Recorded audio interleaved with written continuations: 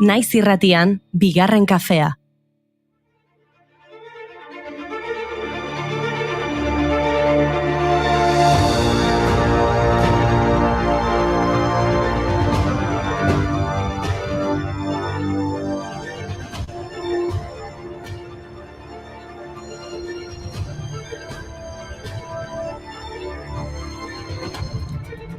Arratsalde on dizuela, astela saia behartzen honek, eta, bueno, ez da lasai izaten ari, zer kontatuko dizuegu. Astelenean Amaia Resenderekin izan nuen, eskuz eskukoa, gaur Julengo ikutxarekin izango da, norgehiagoka, baina musika giroan erretx moldatuko gara. Asteazkena da gaur, eta urte berri txinatarraren ospakizunak atzean utzi ditugu dagoeneko, ez da egin norbaitek ajerik baduen, baina gu behintzat pres gara, musikaz zipritzen duzako saio bat presaduta daukagu eta zuekin elkar banatzeko. Baina Inigo, hasi aurretik, albiste bat behintzat aipatu behar dugu. Gaur, otsailaren 2 marmotaren eguna da. Groundhog Day, Amerikako estatu batuetan urtero otsailaren 2 ospatzen duten jaieguna da. Herri meteorologiaren arabera, egun horretan marmota beret zulotik ateratzen denean, zerua lainotuta baldin badago, udaberria hastekotan dago. Aldiz, egun eguzkitsua bada, neguak beste 6 astez iraungo du. Eta zer gertatu da, edo zer gertatu da gaur, ezagit, udaberriak jarraituko du, udaberria dator, neguak jarraituko du, zein da martxa? Gaineko ez duzu sinetxiko, Milton Mel marmota ekitaldiko protagonista duela ordu batzuk hilda. Ez da izango. Halaxe da, eta gainera, beste marmota guztiak hibernatzen daudenez, bertan bera geratu da marmotaren eguna. Baino. Uste dut, honek ez dakarrela, alegia, neguak jarraituko duela, ez da? Itxura guztia du. Neguan jarraituko dugu, bai. Elurretan kantari da biltzan, Mari Ringo eta Kilkerrak margotu dituzte, mendietako paretak elurretan kantari da biltzan, Hotzari aurre egiteko jarri ezagun musika pixka bat, Julen. Bale, 1927ko otsailaren 2 jaio zen Stan Getz, estatuatuar saxofoi jotzailea, jazzaren historiako saxofoi jotzailerik handiena asko eta askorentzat. Familia xume batean jaioa, eta amak ikasteko esaten zion, baina eta berriz, mediku edo abokatu izatera iritsi behartzuela. Stan Getz gazteak ikasi egiten zuen, baina ezin zuen harmonika hotik endu. Ikusitakoak ikusita aitek txanpon batzuk lortu eta saxo altu bat oparitu zion, 13 urte bete zituenan, eta hor hasi zen aspila. Mutikoak ez zuen saxo uzten, saxoarekin gora eta behera saxoarekin egiten zuen lo. Eta ikusitakoak ikusita amak dirua lortu zuen, semeak musika eskolan izena eman zezan, eta umea jo eta fuego saxoarekin bera ere aurretzen hasi zen, eta azkenean saxo tenorea erosi zuen, baina ereindakoa jaso egin zuen. 15 urterekin Dick Rogersen orkestan debutatu zuen musikari profesional gisa. Eta 9 urte beste talde handiekin aritu zen. Horien artean, Jack Teagardenena, Jimmy Dorsey'rena edo baita Benny Goodmanena ere. 1947an eta formazio txikietan denbora luzez aritu ostean, Woody Herman orkesta zuzendaria kontratatu zuen bere orkestarako, eta horrela sartu zen Stan Getz historiako jazz bandarik onenetako batean. Woody Herman, Benny Goodman, garai hauetan cool jazza puri-purian zebilen, eta horren indar berritzean funtzioskoa izan zen Stan Getz, bereziki 1948ko abenduan, Early Autumn abestiaren bere solo historikoa grabatu zuenean.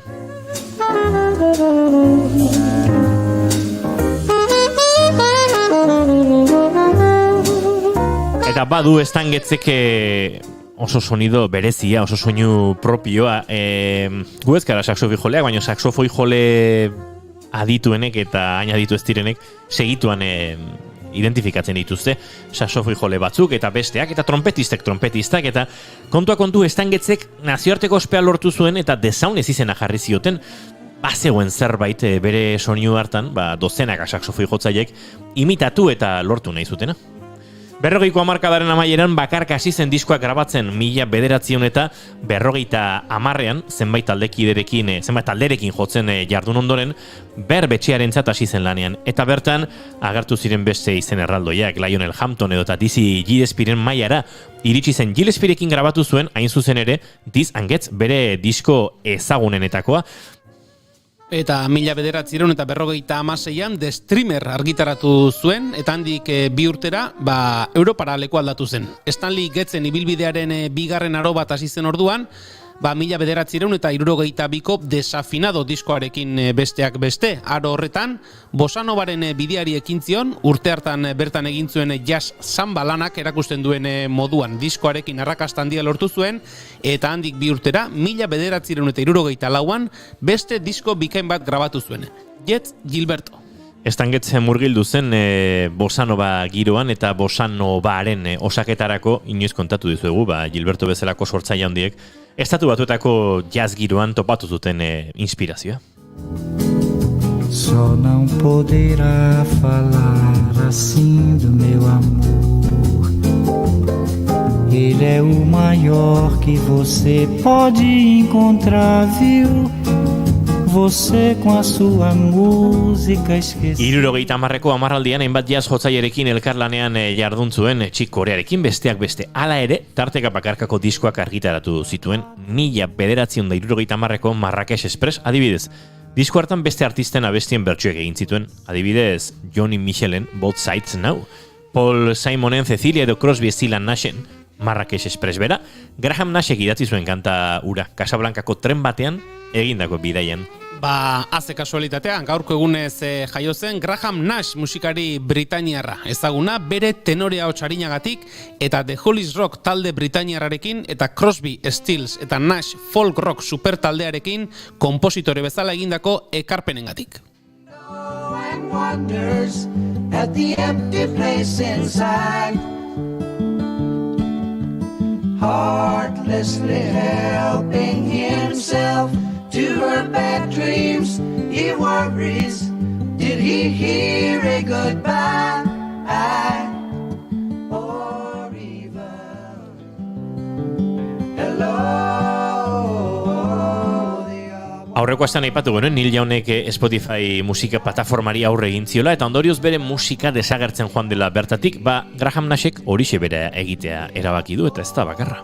The Guardian egunkarian argitaratutako gutun batean aipatu du, Joe Roganek Spotifyn zabaldutako COVIDari buruzko desinformazio entzunda, bere abestiak zerbitzutik kentzeko eskatu duela. Bere hitzetan, aldea dago gai bati buruzko ikuspuntu desberdinetara irekita egotearen eta informazio faltsua nahita zabaltzearen artean. Bereziki faltsua ez ezik, arriskutsua ere izan daitekelako.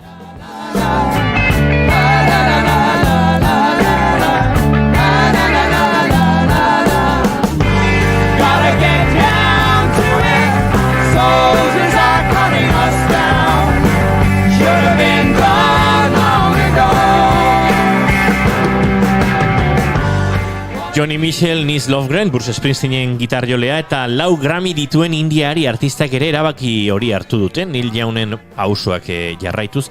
Beste batzuk ordea, ez dut uste, euren musika Spotifytik kenduko dutenik, adibidez Shakirak 2009tik artista entzunena baita, estatu mailan 10 bat baino gehiago plataformako artista arrakastatsuenetakoa izaten, eta ez dut uste horri uko egin nahiko dionik. Nik ere ez dut uste, inigo hain justu ere, gaurko egunez jaio zen Shakira Isabel Mebarak Ripoll, Kolombian. Pop rock kantagile, disko ekoizle, dantzari, modelo, instrumentista, enpresaburu, aktore eta filantropoa da. Pop latinoaren erregina ez izena ere, jarri izan diote askotan. Que no hace otra cosa más que amarte. En ti día y noche y no sé cómo olvidarte.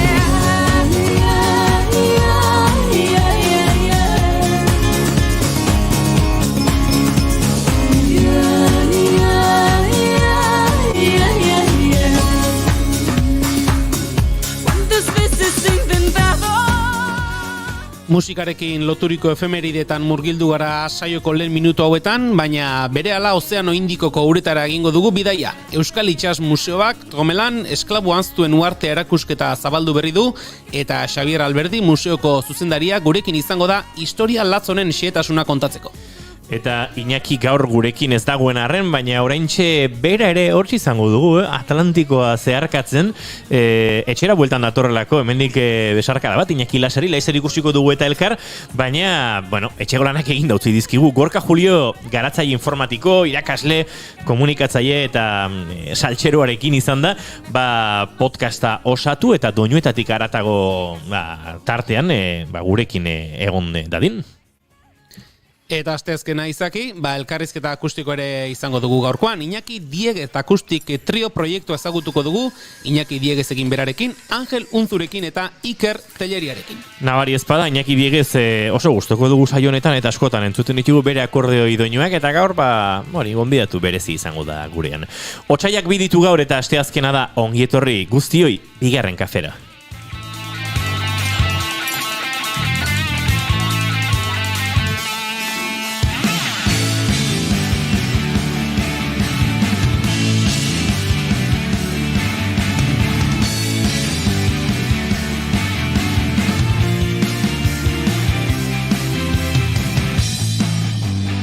Oraindik bigarren kafearen koreografia ikasten dabilen gizona, alegiako iskoa, musikaria, kazetaria, gaur Iñaki Dieguezek badakarrelako bere perkusionista, bestela lanean jarriko genuen hortan ere, Julen Goikotxa Orbegozo, arratsalde honetan gitarri. Arratsalde hon, Iñigo.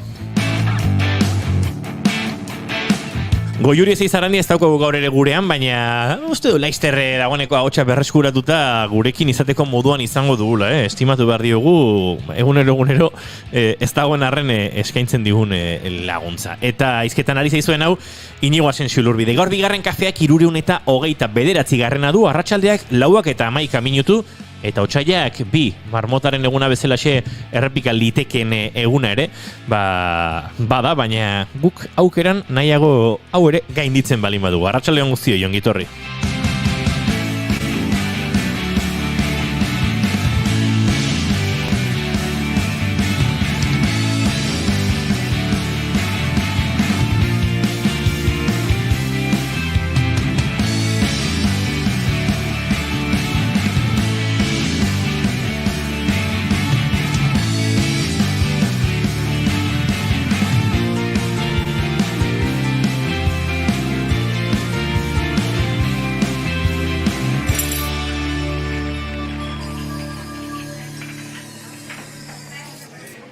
Esan dako, arratsaleko 4:12 minutu eta nik zuk Julen guilty pleasure kontzeptua ezagutzen duzu? Ez. Nik ere nuen ezagutzen, baina hemen idoiak, goiurik, amaiak eta bolo-bolo dabilten kontzeptua da. Plazerra eman, baino errudun sentiarazten dizun zerbait da, ez? Eta orduan badakizu, ondo ez dago, baino plazerra ematen dit, eta hor salbuespenen kutsatxoan sartzen duzu, edo kontrasanen kutsatxoan. Eta nik gaurko saio azteko, jake Shakira ipatu dugun, badaukan ere guilty pleasure. Si es cuestión de confesar, no sé preparar café, no entiendo de fútbol. Era bat, engantzio eta egon nintzen kantu ontara, duela urte asko, eta oraindik ere, sortzen ditola bixipoxa.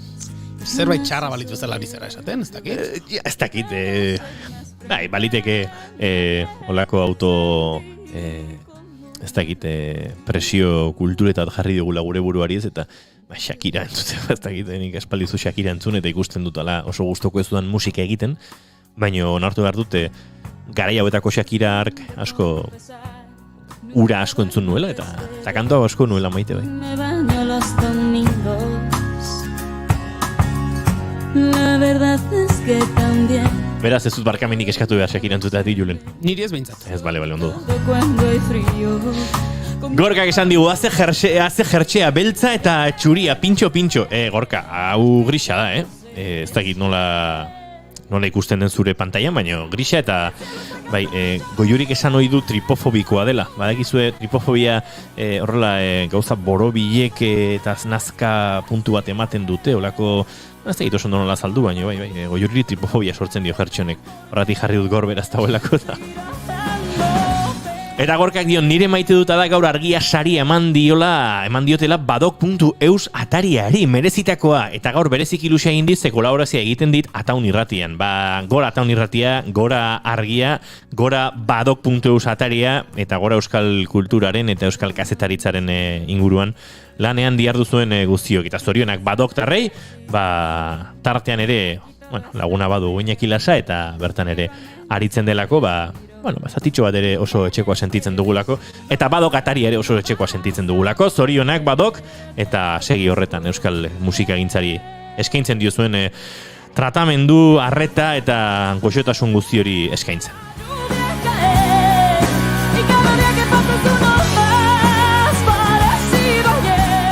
Eta Julen Goikoetxea zein da zure gaurko maite duta?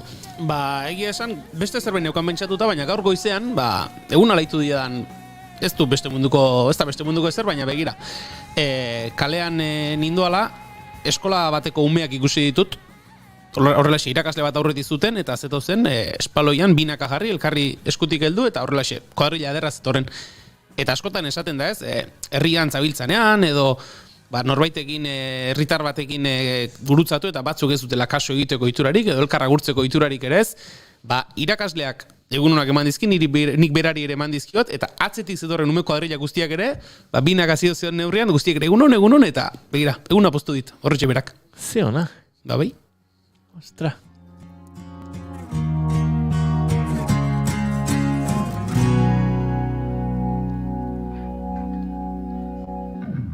Nik banuen beste maite duta, baina saioa hasi baino minutu gutxi lehenago jaso du mezutxo bat, WhatsApp bat, lagun batena, lagun musikari, hau ere garai batean ikaragarri jarraitu eta fanen moduan estimatzen genuena, eta oraindik ere noski estimatzen duguna. Imanol Ubedak bidali digu WhatsAppetik bideo bat, eta bideoak, ikusteko aukera baduzu, baina batez ere entzuteko.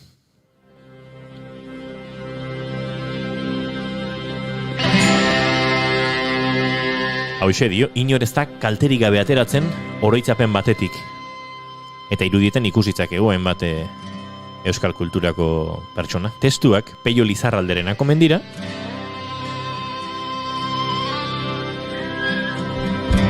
Inor ez da kalte Kuadroak Jose Inazio Agorretarenak. Ateratzen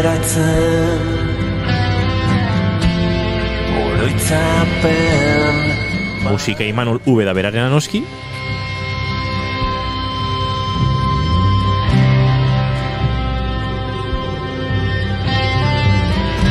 Inor ez da argazkiak Imanol Raiorenak. Gabe ateratzen oroitzapen eta amaieran izenburua ikusi dugu Sastraka.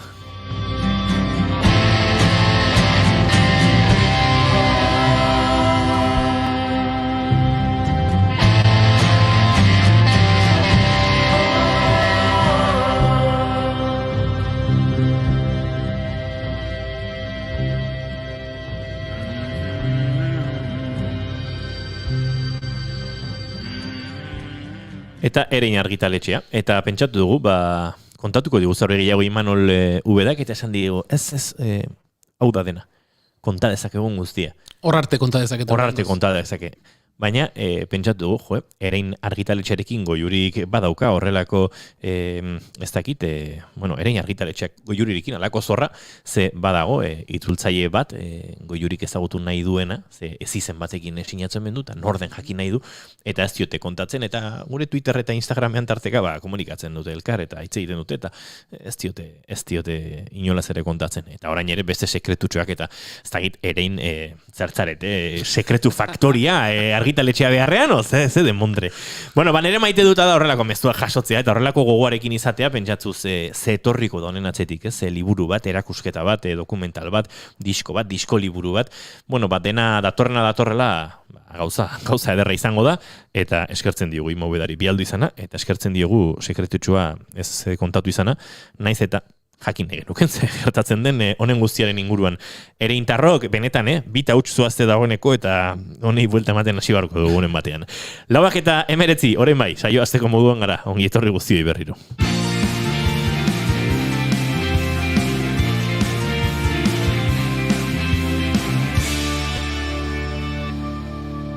Emaiozu bigarren aukera bat egunari. Naiz irratian, bigarren kafea.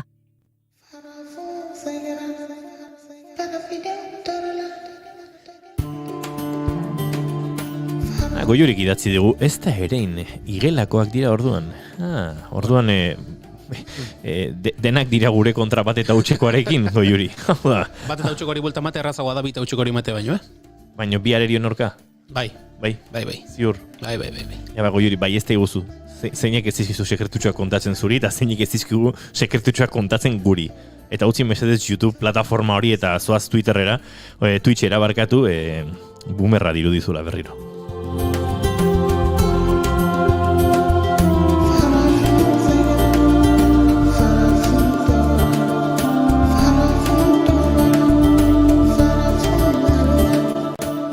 Baina guk bidaiatu egin behar dugu, espazioan eta denboran okerez pagara, Julen. Alaxe da, 18.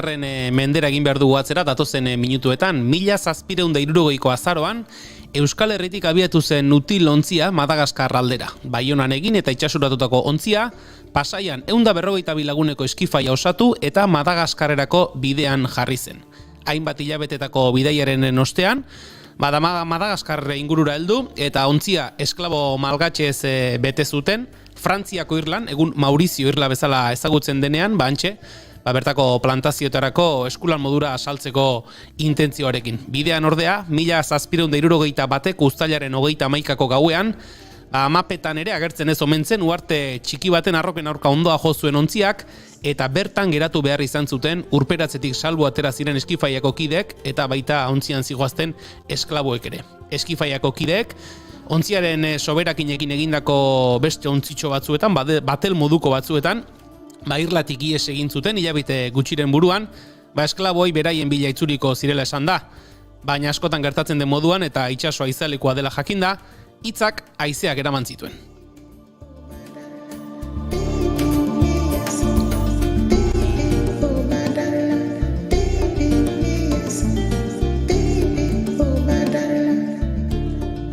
Amabost urte egon ziren esklabo haiek gaur egun Tomelan irla bezala ezagutzen den horretan. Kilometro karratu bateko azalerarik ere ez duen lur zatia da, eta merkataritza ontzi batek ikusi zituen artean bizirik zirauten esklaboak eta 3 emakume eta 3 gizon erreskatatu zituzten. Maurizio uhartera eman, orduan Frantziako irla zenera, eta hango gobernadoreak besteen bila joateko agindu zion Frantziar armadako ontzi bati. Bernard Budan de Tromelan zen ontzi hartako kapitaina eta bere izena jarri zitzaion irlari. Bitxikeria modura, esklaboen egonaldi hartan jaiotako ume bat omen da, historia osoan irla horretan izan den jaiotza bakarra.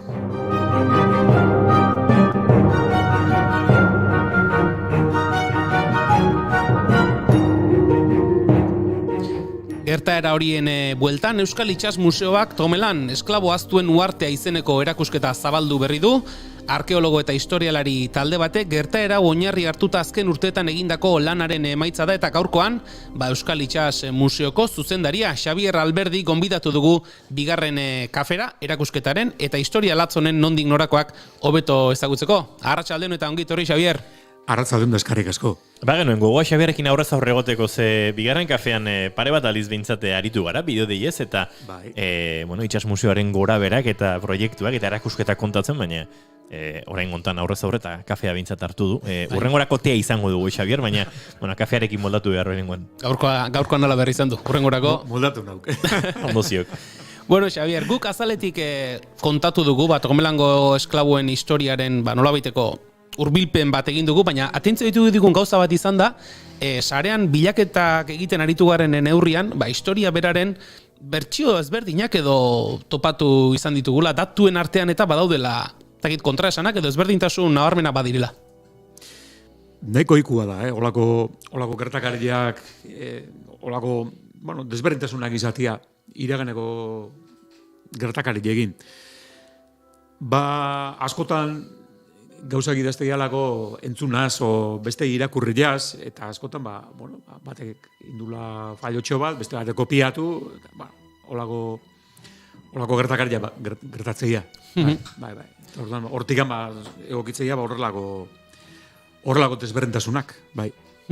Aipatu dugu, Madagaskar inguruan, hor Ozeano Indikoko irletan kokatzen den historia badela, baina abia puntua Euskal Herrian du. Baionan egindako util ontzia eta Pasaiatik abiatu zena. Bai, Baionan eraikila, itxasontzia berez, jatorriz, erregia beak bere itxasarmadarako eraikila, baino berehala salduko du, untzi hori salduko du, eta erosiko du Frantziako, Indietako errege konpainiak. Hor garai hartan bazian monopolioak zituzten konpainia hundiak, hemen gurian adibidez garai hartan indarrian zeon Karakasko konpainia edo Gipuzkoak Karakasko Gipuzkoar errege konpainia zeritzana, konpainia horiek izan bezala monopolioak zituzten, eta kasu honetan lutil untzilea erosizun konpainia hori, bajarruten zan, garai hartan Indiak, deitzen zitzaien ekialdeko Indiak, hau da gaur eguneko India eta ekialde urruneko beste hainbat Indonesia inguruko lurralde horiekin, eta Frantzian arteko merkataritza hortan jarruten zan, eta horren monopolioa izan zuen hainbat urtetan, hainbat hamarkadetan. Horrek erosizun ontzi hori, eta konpainio horrek prestatu zuen ontzi hori hain zuzen Baionan. Bai. Eta gero eskifai antolatu, Pasaiatik abiatu, eta hainbat hilabetetako bidaia Madagaskarrera. Bai, lehen da biziko geldialdi jain zuten Ile-de-France edo gaur eguneko Maurizio Uarte horretan intzuten, eta Maurizio Uarte hortatik bertako agintariek eta, bai konpainiko ordezkariek eta baita koloniar agintariek bidali zuten Madagaskarrera, ontzi hori bidali zuten, batez ere jangarriak erostea. Okela, eta, arroza, eta, uartean bertzituzten jangarriak erostea bidali zuten, eta, baliteke bidai hori tapadera bat izatia, garai hartan ohikoa zan, ez? Askotan horrelako legezko ekintza, merkataritza ekintzen atzian izaten zan, legez kanpoko beste jarduera, etekin handu ematen zuen beste jardueran bat izaten zan, eta kasu honetan nik uste oso litekena dala hori tapadera bat izatia, ze kontuen izan berdegu, Madagaskarrera jun, 160 esklabu erosi zitula, baino ontzi hortan zijoazten kapitan eta ofizialek eta etzaukaten kapital nahiko erosketa hori iteko. Orduan, hortikan ikusten da, seguru aski, uarteko plantazioetako jauntxo eta uarteko agintariek eta bat nolabaiteko, dirua aurreatu, eta hor parte zutela, garbi dago. Orduan, intzuten bidai hori, eta bidai hortan erosi zituzten esklabu horiek, han Madagaskarren, eta gero, itzulerako bidia, intzun, ohikoa etzan bide batetik, nolabait hori ekiditeko, harrapatu zitzatela, kontrabandu eginaz, eta orduan, ingo du iparraldeagotik, ingo du itzulera, eta, gauzak zeizatean, ozeanuak ikaragarria dira, uarte ikaragarri txikia da, eta topo. Topo, eta bertan ondoatu, bai. Eta aipatu dugu ondoa jo, eta noski, bai, esklabuak bizirik atera zirena behintzat, eta baita eskifaiako kideak ere, hori esan dugu, kilometro karratu bateko azalerarik ez duen lurzati batean, denak elkarrekin. Bai, lurran deitzeik baldin bada. Baldin bada, hori da. Azkenian da, ondarrezko pontoka bat, ondarrezko duna bat, da. Usteet altuerari gaundu jena 7 metrokoa dela. Orduan, ekaitza onduiak eta dianian olatuak batetik bestea nubait pasatzen dira, uarte horren gainetik. Orduan, ondar muño bat, da, ondar muño txiki bat, apenas azaleratzen dana, gaina itxasua, esan nahi, 7 metro zer da, ez da ezer. Ez da ezer, eta orduan, ikusi letzuten iluntzian gainea. Eta bai ala da, esklabuen erdiak bertan itosian, lotuta, bodega itxita, beti esklabo damazkitenak, beldurra dute, ez, amotinatuko dian bildurra, ontzilez jabetuko dian bildurra, orduan, han erdiak bertan itosian, 84 itosian, 80 esklabu, beste 80 hortxe bizi gatea zianak, 80 inguru. Eskifaiako 18 laun itosian, baina 120 gora, 130 inguru bizik atea zian, eskifaiako kideak, eta hortxe, ez, dana alkarre behira, uarte hortan, esklabota eta eskifaiakoak, eta, aurreneko gauza intzuten ura bertzuten tropikuan gaude, itzalik ez, hori beldurgarria da, imaginatuan egun oso bat izan behar duen itzalik gabeko olako ondar muño baten gainean, ez, benetan beldurgarria. Orduan, aurreneko gauza intzuten ura eta topatu intzuten, uarteko sakonune batian 7 metroko zulo bat inomen zuten, eta hor edangarria esan ura topatu zuten, edangarria, etzan ur ziarok eza izango, baina edangarria benepin. Eta geho, omentzituzten, eskafaiakoek omentzituzten esklabo hauek, balsa hori eraikitzen edo, ordezko ontzi hori eraikitzen, lagun zizatela. Eta promesa izan zen, itzeman zieten, gujunda getorreko gabila eta antxik gatu. Eta handik aurrera, gorriak, eta 15 urtez. 15 urtez. Bildurgarria da, ez? Azkenian, ikustezu zenbat lortu zuten bizi gandik ateatzia, 80 zian gehatu zianak, eta 80-tikan 8 bat lagundia azkenian bizirik ateako janak. Esan nahi dut, kondenatuta zeuden. Azkenian denak hilko zian, ez? Azkenian janari eskasila, bizi iraun zuten, bertan dordokak jute zialako arrautzak jartzea, dordokak harrapatuaz, bertan lur hartzen zuten itxastxoriak harrapatuaz, tartean arrantza inaz, ez gehiegi, arrantza egiteko zailtasuna, gontzirik zeukate, babesik gane ez, da leku bat molli gabeko, portui gabeko eremeguan da, ez, han itxasoratu ezkeo arriskua da gazu, korronte batek harrapatu, eta gehiago lehorre ezintzeala itzuli. Orduan, arrantza egiteko zailtasunak. Orduan, harrapatze zuten horrekin, nolabait tango lau belar jangarriak izango ziren, destatuko zituzten, handabezen belar txarrake, eta horrela, eta geho, esan nahi baitare, sukaldatzeko eta erabili zituzten tresnak eta ere, bazian ontzitiak zitun kobrezko xaflak eta berunezko xaflak eta erabilia, beruna pozoitzua da, kobrea ere ondo garbitzez pada, kardenilua edo badakizuten nola ateatzen zaien horrelako gatz berde bat, hori ere pozoitzua da. Orduan, esan nahi dut, egoera oso negargarria esan hauek bizi zutenak, eta pixkana, hor zegoen talde hori, murriztuz guntzen. Ipatu dugu, Euskal Itsas Museoan ikusgai dagoela erakusketa, eta pentsatzen dut, egin diren ikerketa eta arkeologia lan horietan, hori ez, erabilitako tresneria eta beraien hango bizimuduaren aztarnak topatuko zirela. Bai, azkenean hori da erakusketa honen sorburua, ez? Hor burututako arkeologia ikerketa, dokumentutan eta garai harteko liburutan eta aipatzen da, esklaboek han utzi zituztela eta badaude, dokumentazio aipamenak eta badaude. Baina bertako bizimoduari buruzko igez. Aipamen guztiak dira, txurilek egin zituztenak, hau da, eskifaiako aile bizi gatea zianak, aitatu zuten, han gehatu dira, ontzilean ondoratu da, han gehatu dira.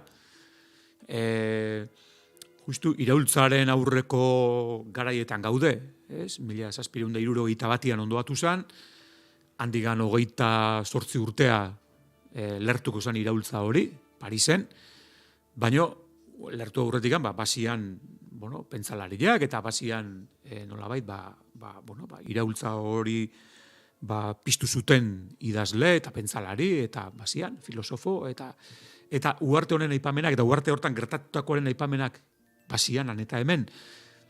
Baina hoxe, anutzi zituztela eta kito, arkeologia izan da nolabait 15 urtetako drama hori eta baitare hauekan eraiki zuten kultura berri bat, zibilizazio berri bat eraiki zuten 15 urte horietan angeatutako gizajoaiek. Eta hori guztia arkeologiari esker berreskuratu ahal izan da, bai. Ze 15 urteko denbora tarte horretan, ez da, antzaude eta torriko dira gure bila, edo ez, antolaketa bat. Beharrezkoa da, inbeste denbora irauteko. Eta are gehiago, antolaketa hori izan espazuten, segurazko ez zuten bizi iraungo. Ze azkenian, garbi dago, harrapatu inber, eiza inberda, arrantza inberda, tresnak prestatu berdia, bizitokileak prestatu berdia, batzuek izango zian trebeaguak bestiak baino, gauza batian da bestian. Elkarlanik gabea, kabo. Elkarlan bat behartzuten, gizarte bat sortu bertzuten. Eta sortu zuten. 15 urtetan gizarte berri bat osatzen da. Eta eredu molde oso berriekin ere. Egokituta, azalera oso gutxiko isla berri batera, eta beharretara. Hori da. Zuten, beak jatorriz zekarkileen jakintzatik abiatuta, hango baliabideak erabiliaz, eraiki zuten gizarte berri bat. Bai. Eta aipatu dugu, historian irla horretan, oraingoz behintzat, dokumentatuta edo dagoen edo jakina den jaiotza bakarra, orduan emantzela, ez da? Bai. Ez dakigu gehiago izan zian. Ez da 15 urtean zehar, ez dakigu. Egia esan da, hor aipamen bakarra egiten da, handik bizirik atea zuten 8 hilabeteko aurroren aipamena, Moise izenarekin bataiatu zuten gainea, handik atea eta bataiatu egin zuten. Eta hori da aipamen bakarra, jaiotza bat izandako aipamen bakarra hua da aurroren aipamena. 15 urtean gehiago izango zian, baliteke, aurren bizi iraupenare, etzan errexia izango. Esan nahi dut, Europan, eta esan nahi dut, bizitza normala egin ziteken, garai hartako bizitza normala egin ziteken gainuntzeko lurraldeetan, aurren eriotz tasa ikaragarria, ikaragarria. Imaginatu baldintza horietan, ez? Imaginatu aurra erditudun ama horrek, ditun gabezi, elikadura gabeziak, zenbat esne sortuko du aurrori elikatu alizateko, eta horrekin bagarrikan konturatu gaitezen, ez? Oso gogorra eta oso zaila zutela aur bat aurrera ateatzia hor. Eta bakarra da, azkenian aurrera intzuna, bizirik atea zana, uarte hartatikan. Eta horren berriak ditugu, aurren berriak ditugu, ez dakigu, gainuntzeko berriak jaiozien edo ez dakigu. Handik 15 urtera, lehen aipatu dugu, bertsio desberdinak ikusi ditugula, eta guk aipatu dugu, merkataritza untzi batek ikusi zituela, ohartu zela bintzat antzeudela, eta 3 emakume eta 3 gizonezko erreskatatu zituztela lehenik, haiek Frantzia irla horretara eraman, eta haiek kontatu zutenean nortu ziren, eta zer gertatu zitzaien, orduan hango gobernadoreak bidali zuela Frantziar armada kontzi bat gainontzekoak erreskatatzera. Guk erabili dugun bertsioa da azkenean erakusketa egiteko induzketak eta egin zituzten emandako bertsioa erabili dugu. Horren arabera, lehen ontzi hori, iritsi izan lehen ontzi hori, hortik txalupa bat jetxi izan marinel batekin, lehorrera soka bat pasatzeko edo zerbait, nolabaiteko lehorreko konexio hori egiteko konturatu berga, horrez dagoela moliaik, ez dago porturik, orduan, eta gaina korales inguratuta dago, koralesko harraldia du, muño horrek, ondar muño horrek bere inguruan, orduan, ezin da bertaratu itxasontzia handi bat, ez? Orduan, txalupa bat bialdu zuten, Baina, nunbait, itxasua handitzea intzun, eta ezin izan zuten jaso, berriz, txalupaua, eta han geratu zen, marinel hori, itxasontzi hortatik jetxitako marinel hori han geratu zen, eta, bueno, martxa intzun, ontzi horrek, eta, bueno, etorreko geha bila. Eta marinel hori, nunbait han geratu zen marinel hori, zai otiaz aspertu baitare, hor urtebete inguru pasa zuten, berriz bila juntzien arte, eta harrek ikusi zuen, hemen, nunbait, ua gainontzeko txuri jezet, zangelegin filio, nunbait. Eta hango bertan zauden, bizik zeudenekin, bertan zauden esklabu, ez dakit esklabuak zian. Ja, ordurako ez? Igual guk hori esatia da, gure ikuspegitik esatia, aregan askiak zian, ez? Bueno, askiak edo ez dakit, kartzela bat da baita, hor, egia esan da, nola jende hau nola kalifikatu berdan ez da erresa, zer dia.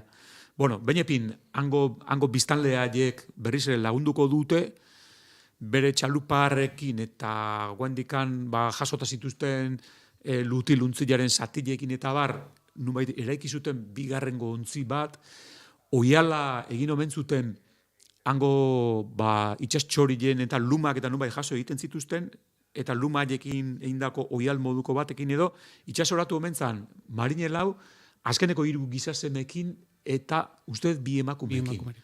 Baina haien berri getzan gero jakin izan. Itxasoratu zian, da zigurezki ondoratuko zian edo galdu intzian. Eta gero bai, etorri zan, merkatarita ontzi horrek parte emantzun, Maurizio Uartean, eta bai etorri zan Tromelan alferezaren agindutara zijoan gerraontzi hori, eta harrek erreskatatu zitun, han gehatzen zian azken 7 emakume, eta aurtiki hori. Bai.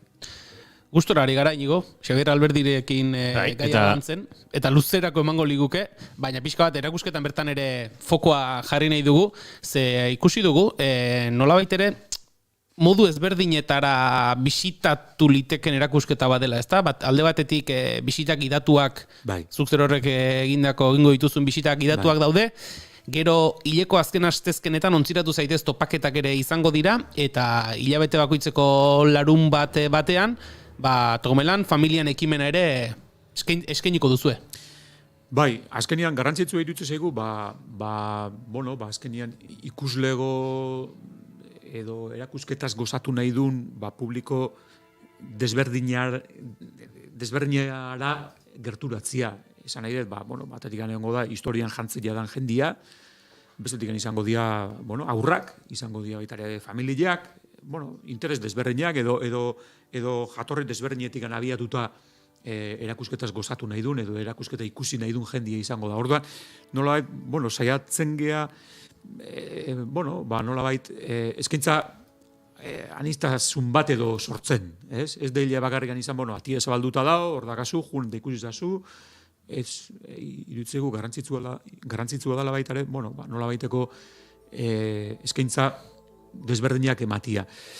Eta bai, badamakiu denbora pixkat hori egiten, eta gaina emaitza aproposekin, emaitza honekin, jendiak erantzun ona ematen du, jendiari ematen zaionian erantzun egiten du, hori frogatuta daukagu. Eta orduan, garrantzitzu irutzegu ematen jarraitzia, ez?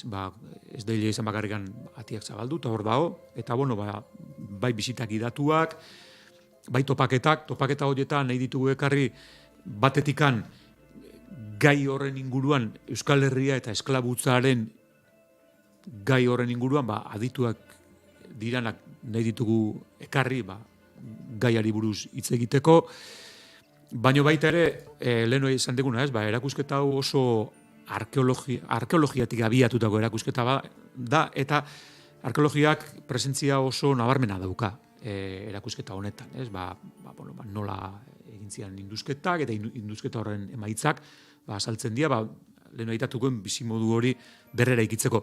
Orduan, interesgarria irutze zitzegun, baita ere, aukera ematia, hainbat Euskal Herritar, egitasmo arkeologikoak garatzen nahi dianak gure mugetatik urruti, itxas historiarekin zer ikusia dutenak, bai Ternuan, bai Islandian, bai Britaniar uharteetan, eta badia hainbat ikerlari, azkenean ezagutzen ez ditugunak, azkenean ikerketa askotan izaten da, nahiko alde horretatik nahiko lehorra, esan hortzen dabiltza ikertzen, eta jendeak ez du jakiten, jendeak orokorrian diotez, ze lan iten nahi dian, ze maitzak eskuratzen nahi dian, da orduan, interesgarria iruditzen zitzaigun, nolabait, abentura zientifiko horretaz hitz egitea etorri egitezela. Azkenean, Tromelan uharte honetako indusketa ere izan da abentura zientifikoa. Gaur egunean ere bertaratzia oso zaila da. Dena eraman berdezu, ez dago bizitzeko ezer, ez dago urik, ez dago dendarik, ez dago. Orduan, edo hegazkinez, edo ontziz, eraman berdezuan, laneko ekipua, eraman berdezu, dana. Orduan, benetako abentura bat da, han indusketa proiektu bat egitea, eta alderdi hori ere nahi gendun adierazi, mendikan, Euskal Herrian abiatuta juten dianak hor, munduko eozin bastarretara, gure arbasoen, nundin orakoak jakin nahian, zer suposatzen du, logistika, zer topatu dituzute, ze zailtasun, ze ondorio, kontatu diezagutela lehen persona, da pixkat, bi mota hortako topaketak izango dira, bai. Plana ezin hobea da proposatu dugu dagoeneko. Dudarik gabe, eta ez dago gaitzakiarik, ez izaten dugu beti badaukagula zerbait eta bestea eta za, 2023ko urtarrilera arte dago inigo. Beraz, aitzakiarik ez daukagu. Aitzakiarik ez daukagu, Itsas Museoa beti aipatzen dugu, ze egia da oso agerian dagoela, eta aldi berean iskutu xamar ere badirudi, Donostiako portuan oinezoaztela, eskuinean dagoen eraikin eder bat, dagoeneko kanpotik txurizpe margotuta dago, ez da, Xabier? Bai. Eta oso agerian dago, baina era berean oharkabean ere igaro zaitezke ondotik, beraz, bertar hor bildu eta gozatu. Dudarik gabe. Eta Itsas Museoaren webgunean ere topa ditzakezu xehetasun guztiak eta beharrezko informazio guztiak. Xabir Alberdi, plazer bat da, jarraituko dugu kafeak hartzen, ze egiten dituzuen proposamenak beti dira honek. Tea, hori da. Horrengorako tea, Inigo? Du gabe. Eta hemen galdetu digute, aizue, eta Netflixeko telesaia noizko, historia hau. Netflixeko telesaia ez dakigu, baina entzuten aritu zareten musika hau, Arnat de Bixirena da, eta Les Esclaves Oubliés de Tromelin, edo Les Esclaves Oubliés de Tromelin idatzita, frantzesez behintzat, Terry Ragobert eta Manuel Goblenek egindako lana izan zen, eta bertan aukera izango duzu segurazki fikziotik bada ere, honen inguruan gehiago jakiteko. Baina, errealitatea, fikziotik haratago ezagutzeko eta antropologiatik eta hainbat azterketa zientifikotatik eta ikerketetatik gozatzeko honena Itsas Museora horbiltza duzu. Xabier, mila esker, eta horren arte. Izan ondo. Goaz aurrera, musika giroan murgiltzera, Gorka Julio ezagutu behar dugu berriz ere Iñaki Lasaturaren eskutik.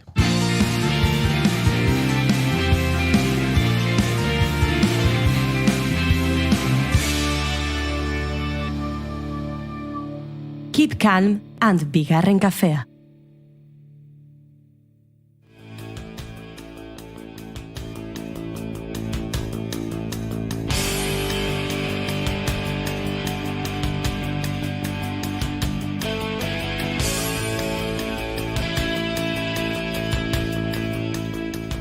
Gaurko doinetatik haratago saioa, Gorka Juliorekin egin dugu. Gorka Julio, teknologian aditua, Talaiaos kooperatibako kooperatibista, Euskal Herritarroi behin baino gehiagori behintzat, zuk aurkeztu dizkiguzu software librea, asko ikasi izan dugu horrekin, baina gaur musika zitzengo dugu, ongi etorri. Kaixo. Ezagita aurkezpenean zerbait gehiago faltitzen zaiten, askotan horrela kooperatibetan zaudetenak, komunikabietan idatzi izan dezutenak, gero gauza pilo bat egiten dituzu eta batzutan ahaztu egiten guri zerbait aipatzea da? Ez, hainbat edabidetako kolaboratzea izan naiz, baita irrati libre munduan, eta hola kontrainformazioa, lehen kontrainformazioa ditzen zioten horretan ere ibilia naiz, eta aktivismo eta ekintzailetza mundu horretan nabil, eta azken aldian kooperatibismo horretan, baina aipatu dituzun hori dira. Vale, primera.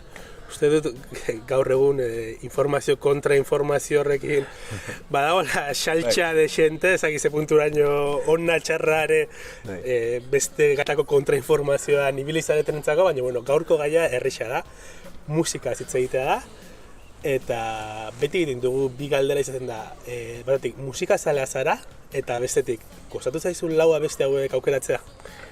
Ba, musikazalea banaiz, baina oso ekleptikoa, ez naiz, esan dezaketa kaso, igual, ahotsari bai ematen dio dela garrantzia, asko naiz podcastak entzutekoa, musikako podcastak ere bai, eta baina ahotsari gehiago, ez musikari, baina binomio horretan noski. Asko interesatzen musika, gertatzen dena da, azken aldian, alde batetik kontzertetara joteko aukera gutxi daukagula, eta bestetik ere asko pikoteatu izan dudala.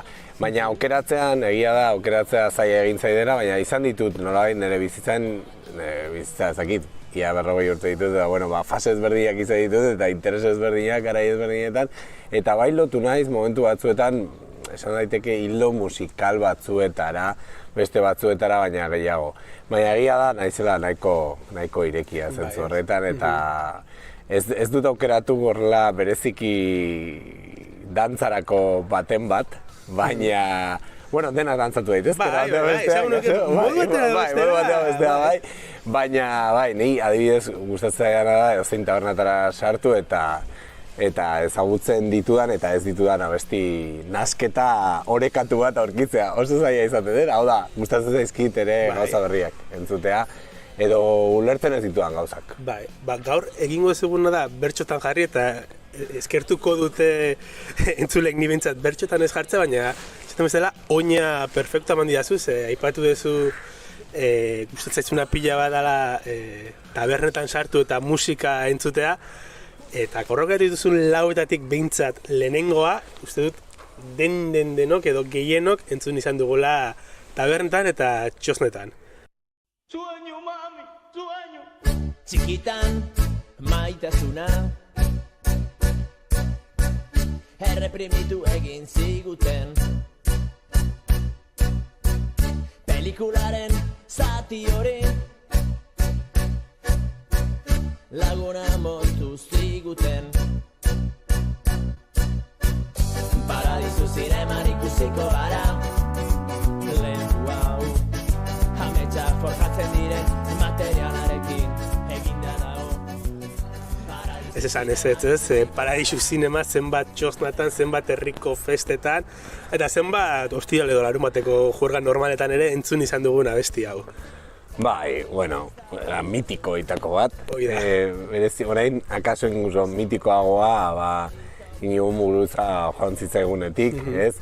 Eta niretzako oso abesti klabea bezala izan zen. Baita ere, zinearekin daukan harreman horrekin, ez? Eta pelikula horri referentzia egiten diolako, eta baina oso, ez dakit, alaia da, aldi berean, baina aldi berean ere nolabait afektu oso bereziei erreferentzia egiten diola iruditzen zait, eta niretzako, eta nire inguruan dauden zenbait pertsonentzako ere oso abesti garrantzua da, eta hori, esandakoa ere oso alaia ere bada. Orduan, nire sozializazioan, bai Inigo eta bai noski, beti, eta askotan agertuko ziren, ez, muguruzatarrak hemen saio honetan, baina kasu honetan, Joxe Ripiau musikataldea egia esan ezako anomalia oso interesgarri bat izan zen, bere momentuan. Segurazki garaiko musika etzen Joxe Ripiauen inguruko musika, Joxe Ripiako egiten zuen musika horren inguruko guztiz egia da bai, zeudela fusiorako saiakera eta zea ezberdina, baina Euskal Herrian egia da nahiko rara abiz moduko bat izan zela bere momentuan, ez? Eta gero esperimentu ezberdinak egin zituen baita ere Inigo berak beste talde batzuetan, Sagarra eta niri bereziki abesti hau da interesatzea eta horregatik aukeratu nuen. Bai, esango nuke ez, abesti honen hasiera hori gure imaginario kolektiboan dagola eta bakoitza datorkiola alde batera edo bestera. Eta gero gainera aipatu duzun hori, ez? Uste dut oso ondo borobildu duzuela, bai rara abiz kontzeptu hori, esango nuke Joxe Ripiau eta abesti hau edo beste abestiak dela momentuan hainbeste entzuten etzena, baina mundu guztiak entzuten zuna.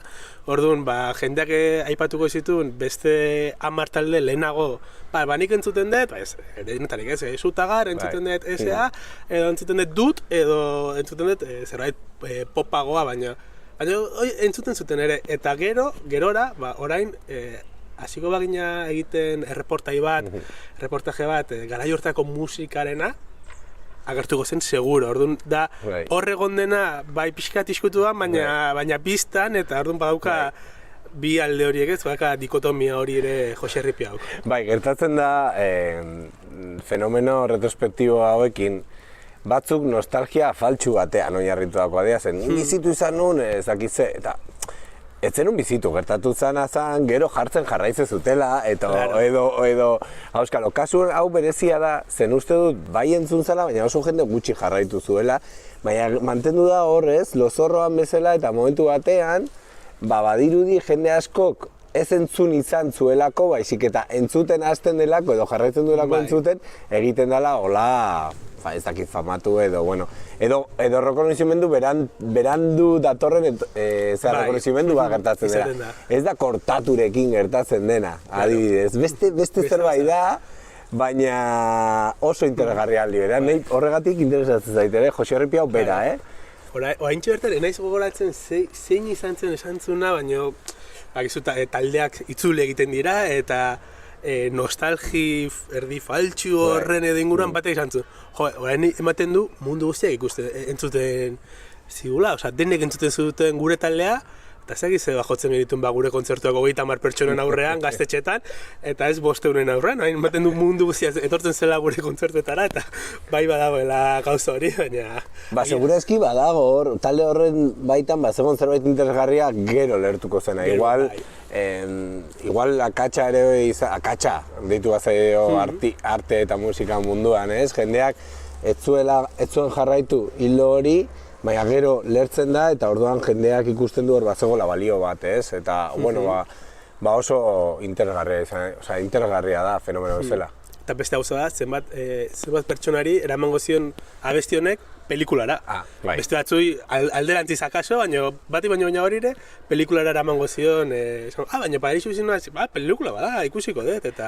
Referentziaz jositako abesti piloa daude, batzuk espezialista dizituta aipatuko, baina batzuk espezialista dira hor ariak botatzen, ez? Eta ari horiek jarraitu nahi dituenak, tiratzen badu, aurkitu dezake beste unibertso bat, ez? Orain ez dakit orain ez zait adibide konkreturik etortzen gaur eguneko kasuren batena, esango nuke egon direla horrelakoak. Badaude musikari asko hori, referentziak egite oso zaleak direla. Hiperlink musikariak dira puntu batean, uste dituzte hor loturak, eta harrapatzen badizu edo norbaitek eramaten bazaitu ara, eta egin daitek ere musikarekin, sample mundua oso potentea da, batzuek gehiago erabiltzen dute, beste batzuek gutxiago, baina errekonozitu daitezken edo samplerren errekonozimendua joko bihurtzen badezu, musika zatitxo hori nundik atera den, bila joan da, aurkitu ezakezu beste. Etzera gelditzen horrekin. Claro, ez dira hitzak, ez dira dira musika bloke txikiak, musika tal txikiak, eta horiek ere eman aldizute beste unibertsio batera, eta niretzako hori ere interesgarria da. Beste unibertsio batera ez, baina beste abesti batera pasako gera orain. Aukeratu ez una abestia Luna Rosa izan da. Entzungo dugu, abesti hau ere jendea asko ezagutzen du, bertsio batean edo bestean, akaso, baina aurrena entzun egingo dugu eta jarraian hitz egingo dugu Luna Rosa aukeratzearen arrazoiengatik.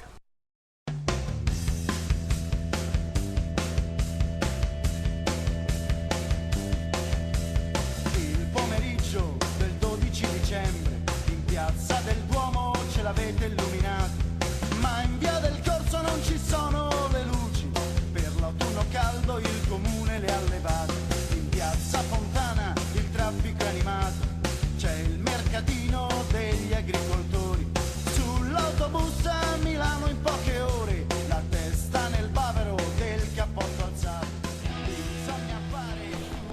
Gorka, esan dugu, Luna Rosa aukeratu duzu, banda basotiren abestia, haure uste dut gure imaginarioan badagoela, bai batetik banda basoti asko entzun zantzelako Euskal Herrian garai batean, bai, bueno, aipatu dut bertsioren bat eta erritmo edo musikak kaos etiliko, ezagit kaos etiliko edo kaotiko izan zen, baina Su Falso Mundo abesti hori ere erritmo iguala da, ez dakit letra guztiz iguala da, baina zatiren bat uste dut ere iguala dela, baina zu aukeratu duzuna banda basotirena da, ez originala. Bai.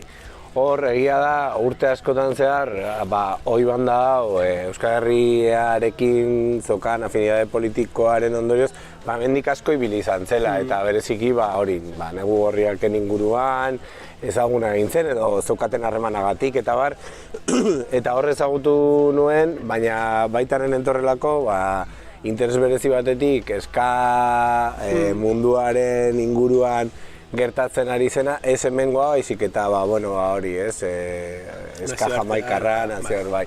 Horrela, mugimendu oso zarra, eta orduan gainea hor bai sartu nintzela ari moduko batean. Euskal Herrian gero, ohiko bihurtu dana, no? Eta batzuk inkuso kritikatzen dutena, trompetismoarena, eta horrelako gauzak. Neri berezik interesatu izan zai, denetik egia esan hor, The Specials, Selecter eta mundu hori, eta gero inkuso oi musika, ez funketik gertuago dagoen musika hau, asko interesatzen zait, baina berezik interesatzen zait abesti hau, dalako gertatutako fenomeno baten, historiaren zatitxo baten musikatze bat, badira askoz gehiago, horrelako episodio historikoak kontatzen dituztena, baina hau berezik interesgarria da, kontatzen du, 1979an, okerrez banago, abenduan, 12an, uste dut, gertatu zen abestian esaten dutelako, ez da, ni hola oso data azalean dituelako, baina Piazza Fontanan, hor Milanen, leherketa bat egon zen banku batean, nekazaritza lotutako banku bat zela, baina, hildako andana bat, 17, eta gero egon ziren beste atentatu batzuk ez, eta momentu horretan ezker mugimendua pixkat pizten ari zen, eta baina atentatu hauek izan ziren nolabait gladio edo ziak zeukan egitura baten falsa bandera orain deitzen den eta hain ezaguna eta konspiranoikoa den falsa bandera bezala ezaguna diren atentatu goitako bat izan zen. Ez dakigu zenek perpetratuta edo eginda, baina bai gertatu zena zen, erabili zutela atentatu hori gero sarraski politiko bat egiteko. Gero etorriko dira, Berunaren urtea deitzen direna, eta erabili zuten ezkertiarren kontra, anarkisten kontra, momentu horretan PCI indarra handia hartzen ari izan, eta horien kontra egiteko. Eta hori pizkat gaurrera ekarriz, nolabait ez atentatu horrelakoren bat gerta daitekeelako, baizik eta hor egiten diren purgak edo, Euskal Herrian oso aski ezaguna direnak, hor fenomeno horrek islatzen du zen oraino iritsi daiteken boterea ez, eta nola ultraeskuina antolatzen hasten denean eta grupuskulu horiek bata bestearen ondoan ekintzak egiten hasten direnean, iritsi daitezkela horrelako gauzak egitera. Eta niri berezik interesatzen, gero abestia polita da, ritmo potentea dauka eta niri inspiratzen dit. Eta ematen zaitu, ez dakite, da pixka bat, niri ekartzen didan aburura fraternidadea, elkartasuna eta erantzungo du edo elkarrekin gaude eta ez gaituzte garaitu nolabait eta iritsiko da momentua honi buelta emateko eta gainera hori indarra ematen dizu eta horregatik aukeratu. Nik uste dut dantzatzeko edo abesteko bera ere dala hortxe bestea ondo heltzeko lepotik edo lepotik sorbalatik heltzeko eta kantatzeko horitakoa eta gaina ziren aipatu duzu ahotsan fijatzen zinela geratu zai zintzilik esatea ahotsan eta mezuan, ez bakarrik ahotsan, ez? Mezuan eta justu abeste hau da horren adibide garbi bat. Himno bada, ia. Esan daiteke, netzako badira beste batzuk baino himnoago direnak. Eta hau da horietako bat, eta horren erapatzen zaitu, ia, ez dakit, akonpasatutako pauso... Martxa bat, ez da. nola garrantzia ematen diogu soinuari eta audioari eta hotsari, jendeak ez du ikusten, baina nire hanka mugitzen ari da une honetan, eta eramaten zaitu pixkat indarra egin eta elkarrekin gauzak eraikitzera, eta hori daka himno izaera horrek, ez? Eta mezua oso potentea, Erabat. Eta himno, ereserki bezala ezagutzen den himno batetik pasata, musikalki hain ezaguna izateagatikan beste modu bateko himno batera ere pasako gara, aukeratu duzun hirugarren abestia Michael Fielden Tubular Bells ezaguna delako.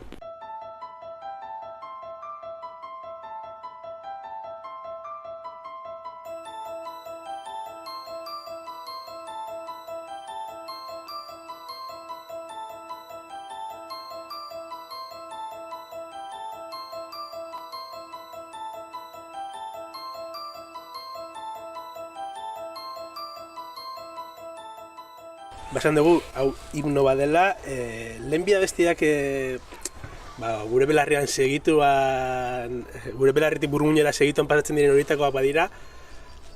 Hau, ez agian mundu guztiari ez juergako edo tabernako imaginerotikan, baina bai badela, aldetik edo estela, iritsi zaigun abesti bat ere. Eta hoxe, esan dugu Michael Fielden Tubular Bells aukeratu duzula, primeran esplikatu diguzu aurreko biak aukeratzeko arrazoia, ea zer moduz, ea zein den hirugarren hau aukeratzearen arrazoia? Hau pixkat, kuriosidade bada, eta horregatik aukeratu nuen. Nik esango nuke, nire gurasoekin kotxean nindoala entzuten genituen, ez dakit zenbat zinta genituen gara hortan, baina entzuten genituen abestietako bat zela, Michael Fielden Tubular Bells, gero ezaguna ingo dana, El Exorcista pelikulan, eta hori. Eta ez da bakarrik gau, Michael Fielena edozeinia aukeratu halko nun, baina egia da, garai batean Michael Field eta bai Wendell inkluso, ez du zer ikusirik, ez, folk moduko musika delako gua, baina bai, ume izan da, goatzen naiz, gurasoekin taberna batean egoela, eta ez dakit zenbate, kontatu diaten historia bat delako, ez dakit izango nituen 3-4 urte, buelta hortan, eta jarri zuten Michael Fielden Tubular Bells eta kamareroari esan nion Michael Field, eta hain harrituta genitu zen tipoa, oparitu zidala diskoa, eta esan zuen baina nola da, eta hortik gero, lan egiten ari naizenean edo danarakoan beti jartzen dudan musika da, Michael Fielena, eta uste dut gainea, interesgarria dela, zen gero ambient musikan ere interes berezia akat orain, eta ambienta ja ere zarra da, pixkat, baina interesatu izatzen, baina uste dut bai Michael Field, Jean-Michel Jarre eta horrelako jende bat, gauza oso kuriosoak egin izan zituztela bere garaian.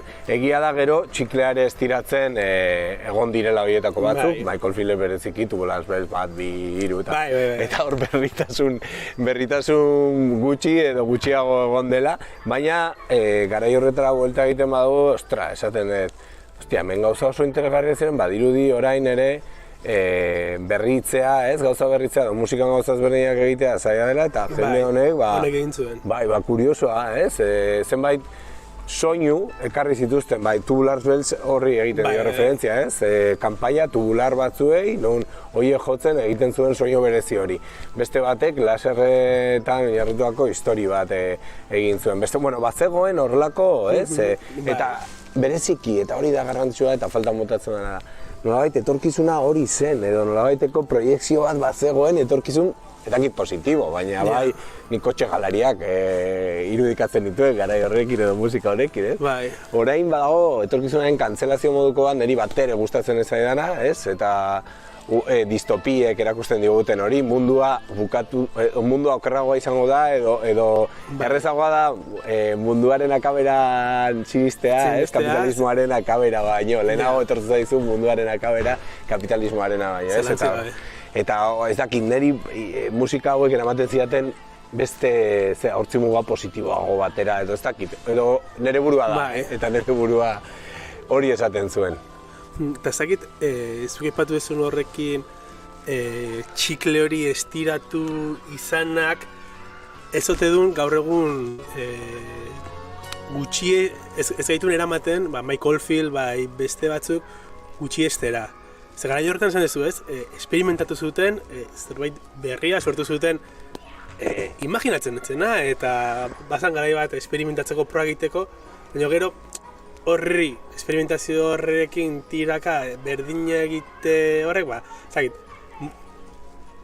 mundu desberdin batean, baina Santanak gitarrakin hasian egiten zuen, eta gero zala, Santana Gorka Juliorekin, eta atatzen da Santana 30 segundo bere gitarrako karakteristiko hori egiten, ia parodia bihurtu zela bera, eta, Michael Field ez izango parodia ez da gutxego ere, baina eraman gaituela, eta musikarekin pasatzen dela batzuetan, musikariak mirizetik zer erraix, jetxi daiteken olinportatikan, eta gutxi estera. A ber, gure garaia gaukaten historia bada, repikagarritasuna, hori sortzen du, ez azkenean produktu bilakatu behar horrek eta etengabeko, kurpil horretan egon beharrak, batzutan eraman dezak horrelako fenomeno. Michael Field jarraitu du bere esperimentuak egiten, eta badauka orain, ez da oso berria, baina Oma Down deitzen den diska bat, Oma Down 2, eta egia da oraindik ere jarraitzen duela zenbait gauza interesgarri egiten. Egia da ere hori, bere garaian oso argi esan daiteke txiklea estiratu zuela, eta ez dakit, gero bueltatze horri ez, bera, osea, entzularen aldetik, ez? Beragati baino gehiago, entzularen aldetik nahian kosta egiten zaiola bueltatzera beldur horregatikan, agian. Ez dakit, hori nik egia esan ekarri dut, aurreko hori, eta aurreko eta aurretako hori, interesgarria. Ezagit, laugarren abestira ere jauzi behar dugu, gaur lau abestu aukeratzeko eskatu diguzu, eta aukeratu diguzun laugarrena ere dantzatzeko moduka da, modu atera bestera dantzatu daiteke, oso erritmo karakteristikoa daukalako. Gure imaginario kolektiboan ere sartuta dago aurretik aipatu ditugun abestiekin bezala. Love Will Tear Us Apart aukeratu duzu, Joy Divisionen abesti ezagunenetako bat, She's Lost Control eta beste paratekin batera. Zergatik Joy Division, zergatik abesti hau gaur agurtzeko? Ni ez naiz Joy Divisionen kamiseta eramango dituen pertsona bat, zen Joy Divisionen kamiseta famatori, zen nik berez Joy Division berandu ezagutu dut. Eta hori ere ekarri nahi nuen. Fenomeno, musikak ez dauka garai bat, eta interesa piztu zaizunean joan zaitezke musika hori entzutera eta hor zerbait aurkitu, gehiago dakar sensazioa elkarrizketa horretan edo, hitz egin dugula askotan, denboraren ziklikotasunaz gehiago musikaz baino, baina hori ere ekarri nahi nuen musika honekin. Nik ezagutu nuen hau lehenengo erreferentzia baten bidez, ez zen abesti hau, baizik eta euskarazko bere bertsioa. Dr. Deseoren ez nauzu izango, ezaguna dena ez. Eta abesti horrek gero eraman ninduen honetara. Baina aldi berean ere gertatu zen, nik momentu txar bat pasatzen ari nintzela, eta berez abestia nahiko tristea da, eta aldi berean, baina erritmoa daukazu diozuna, dantzagarria da. Orduan egon zaitezke dantzan momentu triste batean.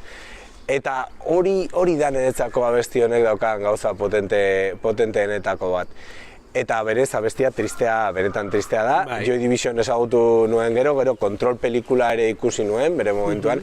Eta oso pelikula gomendio bat, zoragarria iruditzen zait Ian Curtisen egiten den biografia moduko hori, eta horregatik ekarri dut. Tristea den, baina dantzagarria den abestiat oso gutxitan topatu daiteke, edo ez da hain ohikoa, ez dakit.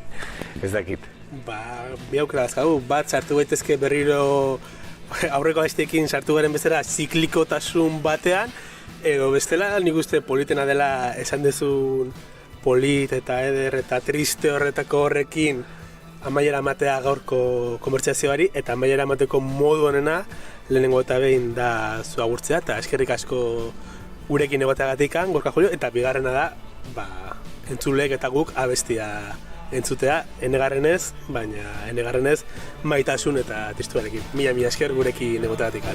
Zurei mila esker.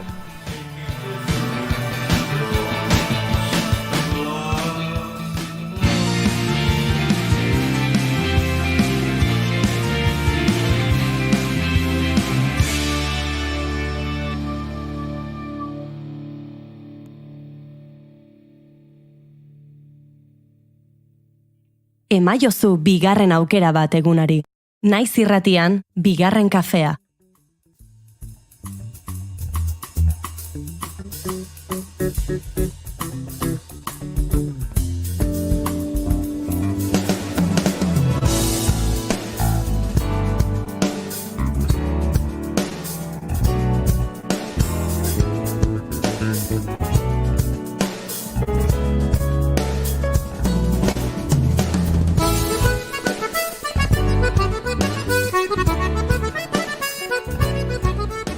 Azken txampa luze daukagu aurretik, asteazkenero bezala elkarrizketa akustikoa bidean, eta dagoeneko konturatuko zen gure entzulea, horrat dagoen kantu hori maiz entzuten duela bigarren kafean.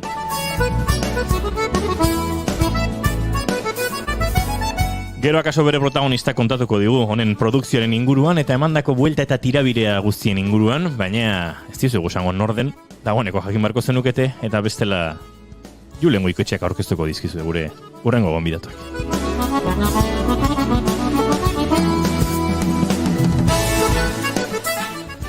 Azken urteetan bidelagun izan dituen musiketan barrena egindako bidaia bada Iñaki Dieguez akustik trioren oinarria. Folk estilotik hurbil dauden musika frantziarra eta tangoa bezalako estiloetatik abiatu eta jazza bezala improvisaziorako aukera ematen duten estiloetatik pasata. Urte askoan musikari ugarirekin holtza elkarbanatu ostean, barrura begira jarri eta modu intimoagoan espresatzeko unea dela iritzi dio Iñaki Dieguez akordeoilariak. Berak sortutako abestiak une atsegin bat igarotzeko helburuarekin sortuak eta bidelagun hartu dituen beste bi musikari eta lagun handirekin zuzenean jotzen ari direnak. Izan ere, banaka hartu eta aurkezpenik beharrez duten bi artista ditu alboan Dieguezek egitasmo berri honetan, Angel Unzu gitarrarekin eta buzukiarekin eta Iker Telleria perkusionista.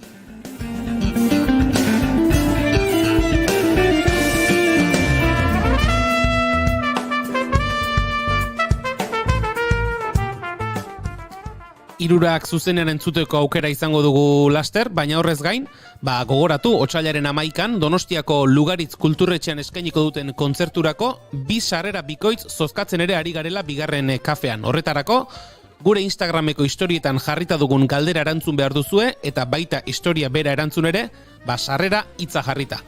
Gaur entzungo duzuenarekin, ziur zozketan parte hartzeko gogoa jarriko zeizuela. Eta gaur ikusita entzungo duzuenarekin gure historia ondo erantzuteko gai espazarete, arazoak izango ditugu, pista ez, agerian utziko diogu Julen. Horri ikusita asmatzen ez duenak, izorrai. Bai, dudari gabe.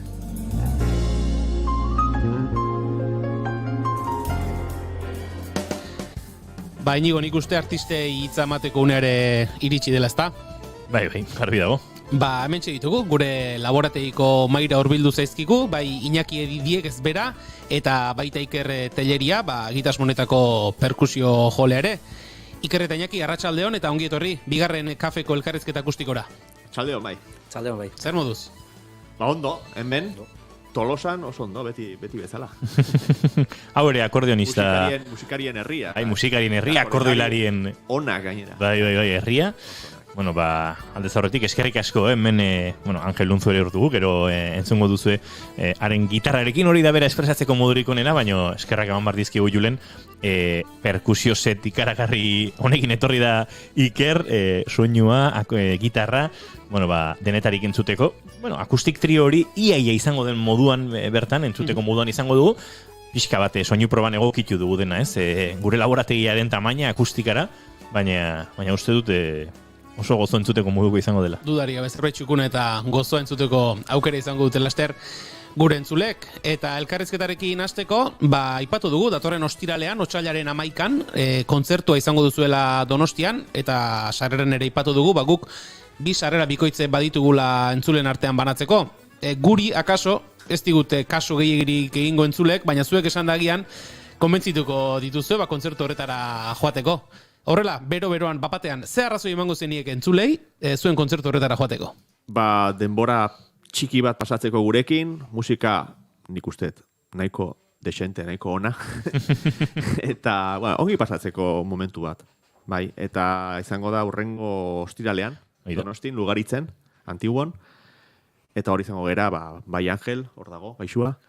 Zigortu dago. Iker eta eta hiruok, eta zerbait polita egin dugu. Eta gero daude ere oinkariko dantzariak ere. Bai, hori ere azaldu dizuegu azken egunotan, bueno, asko izan dira dagoeneko erantzun duten entzuleak, asmatu denok ez duzu, asmatu eta galdera erre xamarra zen, baina gaur asteazkena oraindik tarte pixkat esan Julen. Are gehiago, askotan, ipamen hori egin dugunean, esan ere egin dugulako. Hori da. Erantzun eman dugulako. Hori da, Angel, Iker eta Iñaki aurkezten ditugu, bakoitza bere instrumentuarekin, gure estoritan, musikari direnek ere gaizki erantzun dute.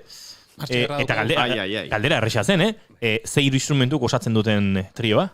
Baina, bai. Perkusioko guztiak ez ditugu banaka eskatzen, Ez, bai. Hori zaila da. Asko. Neri ez galdetu ez da, nik ez dakit ez da. Neri bere mundua da. Hori da, perkusioa borobildu egin dugu, Ja, dagoeneko iaia lehiarik ez dago, baina tira. Bueno, hor txutziko dugu, zuek sartu gure bigarren kafearen estoritan, erantzun galdera, eta batez ere hori, askok oso txukun egin duzu eta uste dute ulertu duzuela, lehiaketan parte hartu daiteke, baina kaso ezin duzue kontzertura joan, orduan, ez zaitezte alparrik aritu, eta horrexegatik kontzerturako sarrerak igual ezin dute joan. Pentsa, baino, joan alduten askok erantzun dute dagoeneko, eta hori, sarrera hitza jarri ondoren historiaren ostean, eta guk uste dut bederatzian, asteazkenean, datorren asteazkenean, gaur zortzi, aipatuko ditugula bi irabazleak, bi sarrera bikoitz horienek, eta ostiralean gozatzeko aukera izango duzue, guk ere gozatzeko aukera izango dugun bezalaxe, ze ondo bidean bertan izango gara, baina gaur lehenengo mokadutxoa bintzat hartuko dugu. Dudari gabe. Eta bueno. Sorteon, jendeari. Sorteon, jendeari hori da. Bai, ze asmatzeaz gain gero zozketan aritu behar duzu, bi sarrera bikoiz dozkaguta, desente zarete, dagoeneko asmatu duzuenak, beraz, hori, sorteon, bai. Hori da, eta entzuleak kontzertura joateko konbentzitzeko, pixka bat egitasmonen ingurukoak ere azaldu beharko ditugu. Aipatu dugu, Iñaki Diegez akustik trio izena eman diozuen formatuan zabiltzatela une honetan, Iñaki, Iker eta Angel, emanaldi batzuk ere eginda, zer moduzua? Ondo, gustora. Bildu mikroa beldurri gabe, Iker. Gure artean behintzat ondo ematen gera, hori da printzipioz oinarrizkoana, eta gero jendeak entzun duena gustora egon dela esan du. Berezia kontzertua, eta bai, esan dudan bezala gustora. Iñaki, nondik sortu zen, egitasmo hau garatzeko edo aurrera eramateko ideia? Ni betianik egin dut olako proiektuak, baina oin dela 10 urte atera nun leno jarri duzuena, birak, diska, eta egon ginen 3 urte jotzen, gehiago zen elektrikoa edo kaineroagoa. Eta orduan, oain ibiltzen naiz, edo Gontzal Midibelekin, edo Pantxoarekin, Pantxo Karrere, edo beste batzuekin, edo Sagartu, eta beti jotzen nun edo Ikerrekin, edo Angelekin. Eta inoiz, 3. Eta zan nun, proiektu berria, inberdu zerbait bereiekin. Eta horregatik hasi ginen horrekin. Eta hasi ginen lehen urtean maiatzan edola. Eta inditu kontzertu ezakitzen bat, zazpi bat edo 8. Eta oso ondo. Eta bueno, gero dantzariekin eta hori da, espektakulo bat da. Ezin dugu egin, ez da kontzertua. Da kontzertu bat, bai, baina da espektakulo bat, azkenin. Eta bertan, zure ibilbideko hainbat kantu uztartzen dituzue, konponketak ere Iker eta Angelekin izandako hirukote horretan, eta bertan aipatu dugu denetarik, ez dakit, folk musika giroan, jazz musika giroan, folk musika giroan ere badago frantziar museta edo egon daiteke tangoa, hori dena ere ibiltzen du emanaldi honek? Gehiena da euskal musika. Ni komposetor, dena dira neriak, batezik, zen egiten dugu Iparragirren kantu bat, beste guztia dira neriak. Eta gero, Angel eta Ikerrekin beraiek moldatu dute, eta beraiek gabe zero patatero. Oso gustora nago beraiekin, eta nik uste beraiek ere. Bai, oso gustora. Afari honak egiten ditu, orduan. Oinarrizkoa. Bai, kosta zaigu nahi ditxita hauek martxan jartzea, Julen, jiji jaja, txisteak, eta gure estilokoa dira. Txiste txarrak egin eta umore hona auki. Zerbait, ez da gutxi. Esan duzu, Iñaki, moldaketak egin dituzuela, zure abestien moldaketak egokitu dituzuela formatu horretara. Abesti zaharrak edo lehendik egin dauden abesti hoiei moldaketa berriak egitea, zer da abestiak bizi berritzea edo azal berritzea? Ez azkenin, entzuten duzuna oain da hor bidartena deitzen da. Eta fandango bat, hor dago bateria, bajua, pianoa, mandolina, dago grabatua Brasilen, Estatu Batuetan. Eta hain indugu dena hirukote bezala. Orduan, askoz intimoagoa da. Niretzat polita gelditu da. Eta moldaketa egiteko ez da izan oso zaila, baina bai puntu horrera iristeko hasieran nahiko zaila zen. Gero ja entzuten duzu eta ongi dago. Baina hasieran ezen erreza ez. Akaso zerra nola baitere abestia biluztea, agian instrumentu edo formato handiagoko abesti bat, formato txikiagora edo soiltzea nola bait, ezta? Bai, gehiena da Ikerren lana azkenin. Zen bera sartu ditu hori, perkusio ezberdinak, ez da pandero bat eta kriston montai, ikusiko duzue. Ikusita entzun, baina Ikerri galdetuko dioguz, nolako izan da aukerak eta hori ez, perkusionista bat azten denan seta montatzen, zate, hemendik handik, eta hor instrumento asko daude. Nolako izan da aukera, zergatik, zertan fijatuta edo? Gehien bat Iñaki hori esan duen bezala gauza intimoago bat egiteko, timbrika ere ala bilatu behar nun. Eta hori bilatzeko bidean, pentsatu nuen gauza organikoak edo instrumento organikoagoak edo soinu organikoagoak behartzula. Eta horregatik sartu dut panderoak, baina panderoak ez plastikoarekin, partxe plastikozkoa, bat edo bat badaukat, baina larrua bilatu dut bere arazoekin. Temperatura arazoekin horre biltzen naiz batzutan, hartzen diotolako linterna bat edo azpitikan beroa emateko, kanpoan jotzen dugunean, eta gero txalaparta ere sartu dut, baina ez era ohikoan, klaro, txalaparta kontzeptualki bi pertsona jotzen dute, kasu honetan ni jotzen dut, eta gero da neurria bilatzia. Gauza gehiagi sartzen bali maitut, kargatzen da, eta berriro ere lehengokora juten da, eta oinarri hortatik hasita alegia lehengoko diskotikan entzun da, karo, lehenengo ideia da, gauza asko sartzea. Eta hor, simplifikatzea, kostatzen da pixka bat, baina niri gustatzen zait. Eta esan bezala hasieran, soinu organiko bat nahi nun, eta hori bilatu dut. Eta, Angelen gitarrak ere lagundu dute zeren, hasieran Iñakik eta biok ere egin izan ditugu emanaldi batzuk, eta hor ere, lan bat egondu da, bilatzeko zenbat bete eta zenbat ez bete. Eta gero Angel sartu danean, niri ere libertadea eman dit, eta gustora, egia esan gustora, eta guaina egia pixka bat. Eta gainera, Angelek ez dut deus jotzen gainera. Batere. Gizonak asko jotzen, asko, eta gustu handia. Ez esan. Bestela gero izango dugu. Iñaki, Ikerrek simplifikatu hitz erabili du. Hemen ekarri duen material guztia ikusita eskerrak simplifikatu duen. Hori da, betiko gauza. Gauza bat, ez adila Iñaki sartu Ikerrekin, ze nik sasi akordonista bezala ere Iñakirekin sartzeko aukera izango nuke. Esku bakarrarekin 17 esku bezala jotzen du tiponek, Julen, ez dakit, hor bate pedalean utzi, besteak zea, gora, era, zela jatu, pixkat. Baina akordi bakarrarekin. Akordi bakarrarekin hori egia da. Ostra. Nik horrako ez zailtasun, instrumentu asko eta horiek gutxi jo edo asko jo edo hor neurri hori bilatzen izaten dute. Leheno proban ere ikusi dugu, Iker, esku batean bi mazak hartuta redoblatzen eta eskubiko eskuarekin ere beste marka egiten. Hemen, ez dakit, 3 musiko eta 17 esku izango dituzte azkenean, Julen? Hori da musikari onak eta ezain honen arteko diferentzia inigo. Ondo zeok, zuan hain garbi izan beharrik, baina ondo zeok. Bueno, nik ez du zuregatik esan, musikari hona da, inigo. Noski.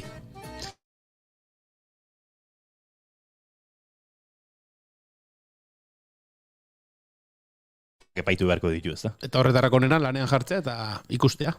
Uste dut joko duzuen lehenengoa ekaitza dela. Ekaitza, bai. Vale, eta kantu honen inguruan Iñaki zerbait kontatu nahi duguzu, kokatuko dugu zure ibilbidean. Entzungo duzue, azkenin da ekaitz bat. Ondo da, bazoazte gure set akustikora bidean, bikote. Hola, gero arte.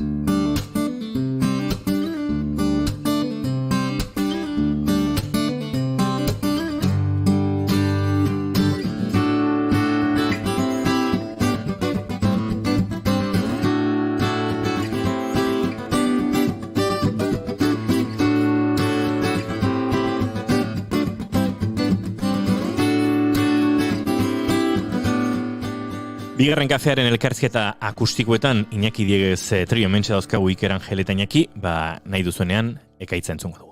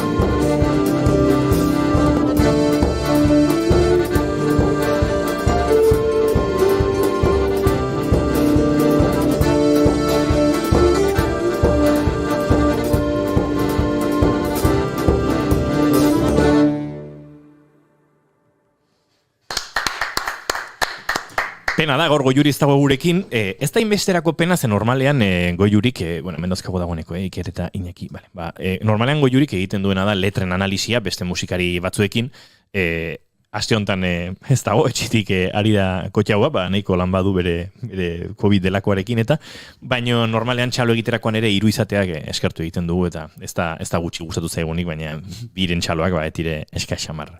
Geratzen zaizkigura, Julen. Hala da, ederra izan da ekaitza lehen abesti hori, eta elkarrezketarekin aurrera jarraitzeko, sarreran aipatu dugu nolabait ere, pixka bat proiektu intimistagoa edo barrura begirakoa bezala izan dela, eta hori nolabait ere testuinguruan jartzeko agian, gure entzuletako batzuk jakingo dute, baina Iñaki Diegez, 2008 urtean, Cirque du Soleil ikuskizun... Ondo eskatuek, Bai, Kristona. Eskerrak, gure buruari animoak ematen dizkigu, bestela hemen, jai izango genuke. 2008an esan dugu, mundu mailako ikuskizun horretan, Iñaki, lanean hasi zinen, 1000 emanaldi inguru edo egitera iritsi zineten, Estatu Batuetan, Korean, Ego Korean, Kanadan. Nolako esperientzia izan zen ura? Esperientzia polita.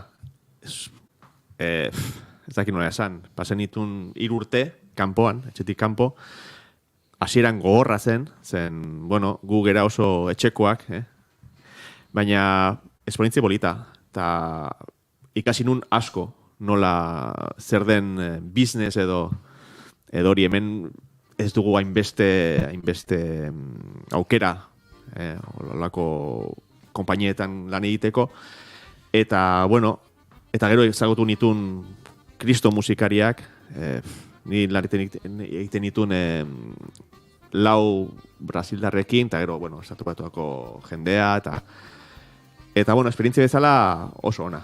Eta musikari bezala kristona. Zu sartu zinenean, okerrez pagode, Alegria ikuskizunarekin ari zen, konpainia, eta gero, haren ondotik, Obo ikuskizuna etorri zen, eta horren sorkuntza prozesuan ere, ekoizpenean ere, parte hartu zuen. Nolakoa da, horrelako konpainia handi batean, horrelako sortze prozesu batean parte hartzea? Bueno, gu egon ginen lau hilabete, Montrealen sorkuntza egiten, musika dena.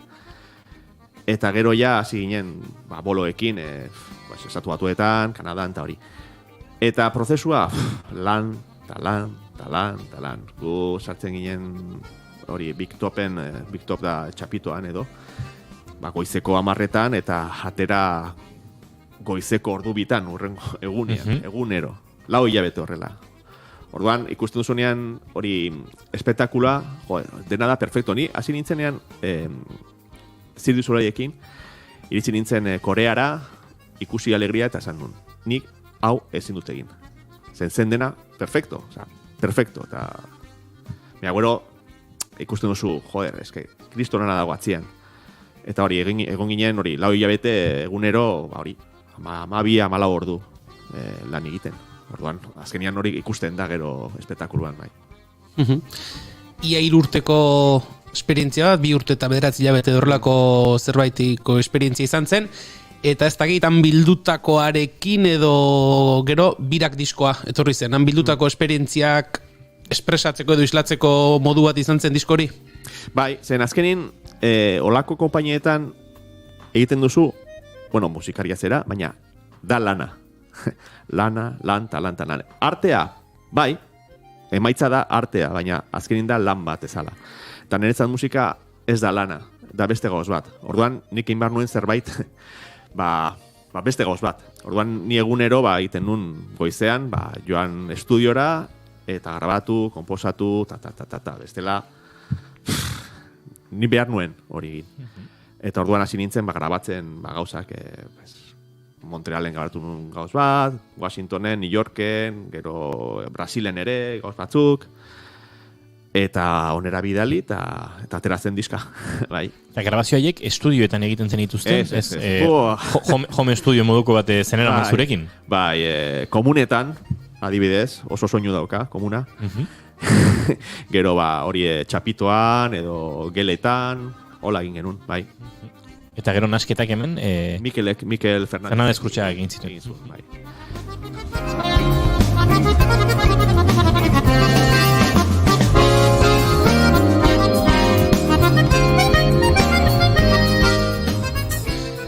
Beraz, alderaketatxo bat egiten hasita, birak izan zen, munduan zehar ibili zinenean egindako abestiekin edo hango oroitzapenen kutsa bat moduko zerbait da, eta Iñaki Dieg eta akustik trio honetan ere, nolabait ere barrutik egindako zerbait da. Alderatu litezke modu batera edo bestera? Bai. Hau da, bueno, ez da bakarrik. Nik baitut beste 3 diska gehiago, eta orduan hartu ditut diskatik, lehenbiziko diskatik kantu bat, beste diskatik beste bi, eta hola, eta gero, egin ditut ere kantu berriak ere, baira 4-5 kantu berri. Eta, bueno, da ibibilbide bat, nire ibibilbidea ikusteko eta entzuteko. Aipatu dugulen munduko leku askotako musikak eta folkoen nahazten direla, ez? Akaso instrumentuak berak ere baldintzatzen du hori, ez da? Badaude instrumentu asko munduko leku askotan jotzen direnak, baina gutxi izango dira akordia bezain beste munduko musiketan txertatzen joan direnak, batez ere, azken mendean, ez? Akordia ez dago asko zurrunagotik, baina izan ez dakit frantziar musikan pentsatzen dugu, baina pentsa dezakegu baienatuan, edo pentsa dezakegu tangoan, edo pentsa dezakegu beste imat estilotan, euskal musika gintzan ere ze pixu izan duen.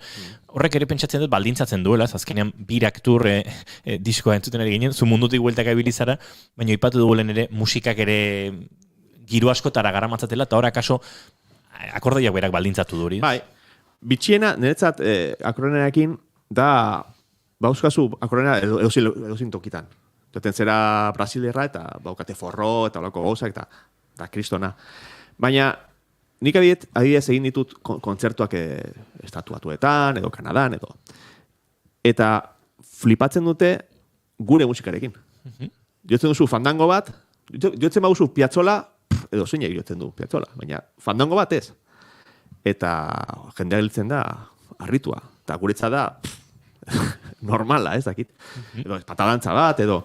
Eta hori niretzat politena. Joatea, ez dakit, beste herri batera eta joatea zure musika. Gero, emar duzu niretzat, bermoldatu, modernizatu, goxatu. Hori da, eta jendearentzat da flipante. Bai, beti gaude jotzen ez dakit, akordeilariak, ez daki Piazzolla, edo ez daki zer, edo Finlandiako musika bat, edo Rusiako, guria ez dugu jotzen. Eta hori ezin da. Ez dakit, igual Julen bigarren kantu baten bilare joan gaitezke. Bai, bidaietxo bat egin dugu, eta berriz ere txera itzultzeko bigarren kantutxo bat entzungo dugu. Red Boot izena du honek, eta hau guretik, baina akaso besteetatik ere baduen kantua bada, musika estiloari edo kulturalki? Hori egin nun Yosemite parkean. Joan ginen ara, otsaila zen, zegoen dena itxia, eta ara iritsi eta lurrez betea, eta ezin pasa. Eta nera iritsi eta ez ikusi sekuoiak eta salto egin, berja, eta venga, gora. Euskaldunok, bakitu. Eta ari iritsi eta noski, ginen gu bakarrik, eta magikoa zen, eta egin nun kantu hau. Zeuden bi aukera ikusi mendizaleak jo, edo kantua sortu. Eta kantua sortu zen. Eta bapatea sortu zen, da, olako kantu berrez bat, eta, polita. Aizue, Red Boot entzungo dugu orduan. Zoazte lasai, zona akustikora.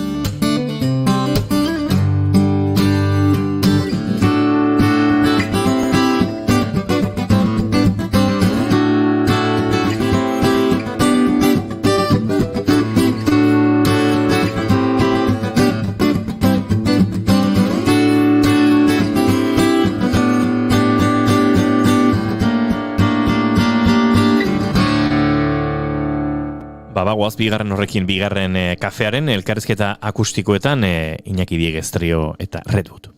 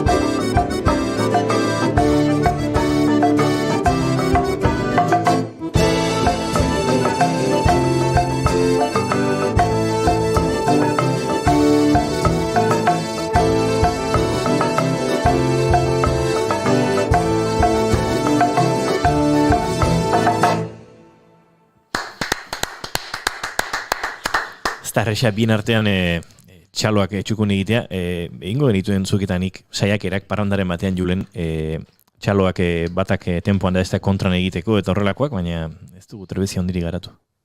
Ez. Ba, entrevistarekin jarrituko dugu, ez dago gehiago. Horrelako musikariak aurren okita inigo, dana ezin da kontatu, Ez dana ez, baino, tira. Bueno, bigarren abesti hau ere entzun dugu, hau ere ederra, eta aipatu dugu, elkarrizketaren hasieran, hirurak ere, ibilbide luzeko musikariak zaretela, proiektu askotan arituak, proiektu propioetan, besteen proiektuetan. Iñaki, alde handia dago? Norbere proiektua defendatu behar izate edo norbere proiektuaren gurditik tiratzea edo beste musikari baten proiektuan aritzea? Gaur egun oso zaila da. Proiektu bat egitea eta, bueno, baina musikare gera, orduan zerbaiten behar dugu kreatibitate hori lantzeko eta egin behar dugu. Baina oso zaila da. Gero jotzen dugu, nik jotzen dut, abidez, esango dut, dinosaurioekin, Gontzal Mendibil, Pantxoa Carrere, Batxoa Tapello Leno, batzutan Urko, Amaia Zubiria, eta errezagoa da, bai, zen bakizu joaten zaren tokira betea edo jende asko izango da. Zure proiektuetan, gugera beraien musikariak, baina ez da berdina. Orduan, eta bueno, gero oso ondo dago zuen programaten bat hori egiteko olako gauz bat, zen guretzat oso zaila da hori lortzea, ez? Joatea leku batera eta, hori ezagutzen dut. Bai, zaila da olako proiektu bat horrela bai. Iker, esan dugu, hainbat proiektutan ibilitakoak zaretela, ibilbide luzekoa zaretela, ibilbide horretan, iturri askotatik edan duzue, motxila esperientzia eta estilo ezberdinetatik bete duzue, hoiek gero, horrelako proiektu batean, jatorri ezberdinetatik jasotako guzti hori azaleratzeak ere proiektua berastuko du.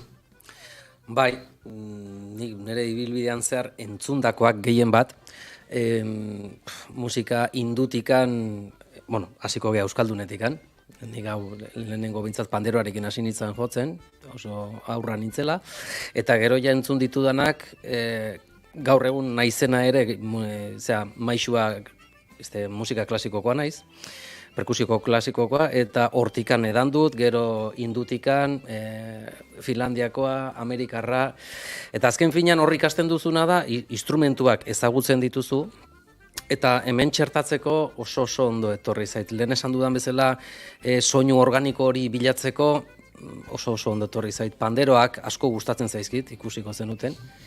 Eta pandero desberdinak mundutikan nik ekarriak edo neri ekarritakoak opari bezala, eta horiek hemen txertatu ahal izan ditut. Eta gero erritmoak ere aberasten naute pila bat. Gaur egun ere, daukagun YouTube famatu honetan asko entzuten dugu.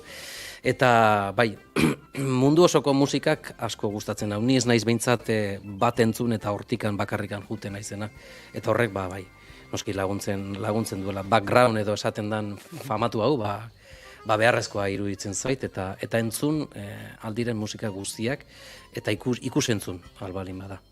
Eta dizkiguzuen abesti hauetan, pixka bat fijatu eta somatu dugu, perkusio set horretan timbre ezberdin asko eta oso ezberdinak daudela ugariak, baina denek dutelekoa eta denak ondo sartzen dira. Bai, hori pentsatzen aritu naiz, jotzea baina gehiago, edo zer jo behar nuen baina gehiago, eta proiektu guztitan egiten dut, ze timbre dagokion, bai, eta zer nola txertatzen dan beste instrumentuekin. Fusio hau nola egin eta nola enpastea gero landu alizateko, zeren nik nire instrumentua sartzen baditut ala nola eta gero besteakin nola uztartu, ez da erresa. Noiz baite gertatu izan zait, bateria behar duzu, bateria ematen dut, baina beste instrumentuekiko etzi joan. Orduan, bilatu behar dudana da amalgama hau, eta kasu honetan Iñakik libre utzi dit bidea, eta hoire eskertzekoa da. Eta orduan, zentzu hortan oso ondo.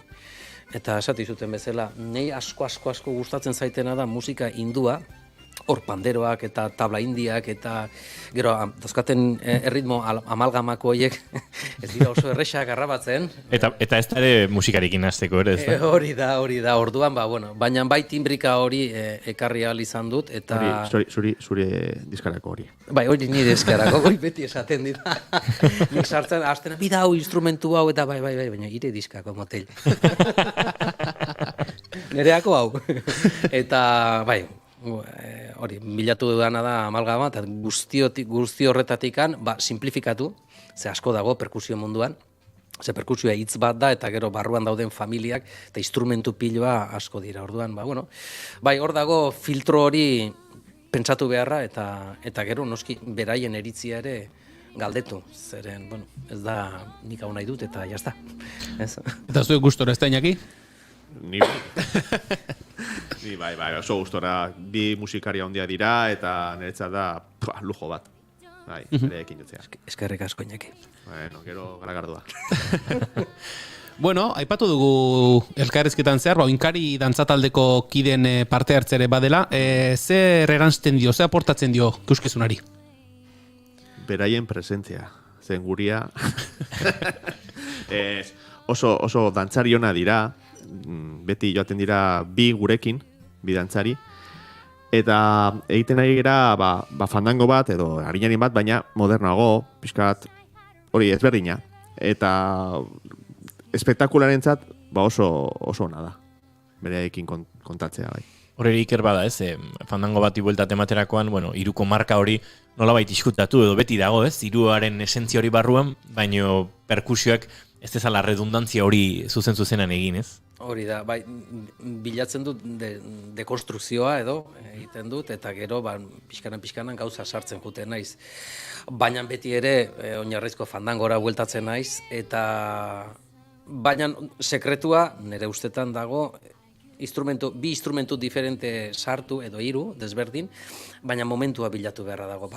Fandango bat, dala usten dut, fandango bat, bai, azten naiz instrumentu batekin, pandero brasildar batekin, eta gero dantzariak sartzen direnean, hemengo panderoa sartzen dudanean, nik uste denoi olako gorakada bat ematen digu, eta esate, zeo zer badago, beste timbre hori jartzen dugunean, gure aintzintasun hori edo etortzen zaigula, eta badauka puntu bat, eta hori zuk esaten zenun puntu positibo hori ere bai. Eta gero, klaro, oinkariko dantzariak dantzatzen ikustea, espektakulo bada, ze errestasuna, eta gero gu daukagun mugimendua. Gu gara. Gu enbor batzuk eta jotzen deguta, ja. Bueno, Inigo, ez dakit, nik uste entzule jamua jarri diegula, ez da? Bai, nik uste argi geratu dela otsailaren 11an, alegia datorren ostiralean itzordu ederra daukagula lugaritzen, Imanol Arzabal kulturetxean. Guk esan da bezala, bi sarrera bikoitozkago zozkatzeko, eta hori erresa daukazue, gure Instagramiko historian sartu, bertan idatzi esan beharrekoak esan, alegia sarrera hitza jarri behar duzu, eta noski galdera asmatu, inor oraintxari bali bada, oraintxe zalantzan, erresa duzue. Egon minutu bat, segituan izango dira azken kantua eskaintzeko Iñaki Digestri osatzen duten hiru musikariak, eta horrekin erantzun ez baduzue, ez duzen bezi kontzertu hortara joatea. Dudari gabe, gauza diren bezala. Gauzak diren bezala. Uste dut agurtzeko ordu ere badugula, eskerrak eman barko dizkigu noski, Iñakiri, Kerri, Angeli zuri eskerrik asko, eta hirugarren kantua eskatuko digu agurtu horretik. Bai, uste dut jotaki aukeratu duzuela, ezta? Bai. Zergatik, abesti hau? Da bibilketa espatalantza bat, eta izena jarri behartzun izen bat, eta jarri nun hori. Zenbat jendek ematen den erantzun hori izena gatetuta. Bai. Normalean jatzen ditut herrien izenak, eta, hor, jotakia. Hortantxa egalako, jotakia egalako. Hori da. Iker, Iñaki, mil esker. Zuei. 11an ondo bidean elkar ikusiko dugu, baina jarrai ezazuela musika egiten, jarrai ezazuela batekin eta bestearekin jotzen, horrela ere topo egiten dugu bizitzatik, baina norberaren proiektuari indarra eman martzaio, eta horrelako edarra balin bada are gehiago. Oso gustora egon gera. Eta lujo bat, Eskerrik asko, bikote. Irukote.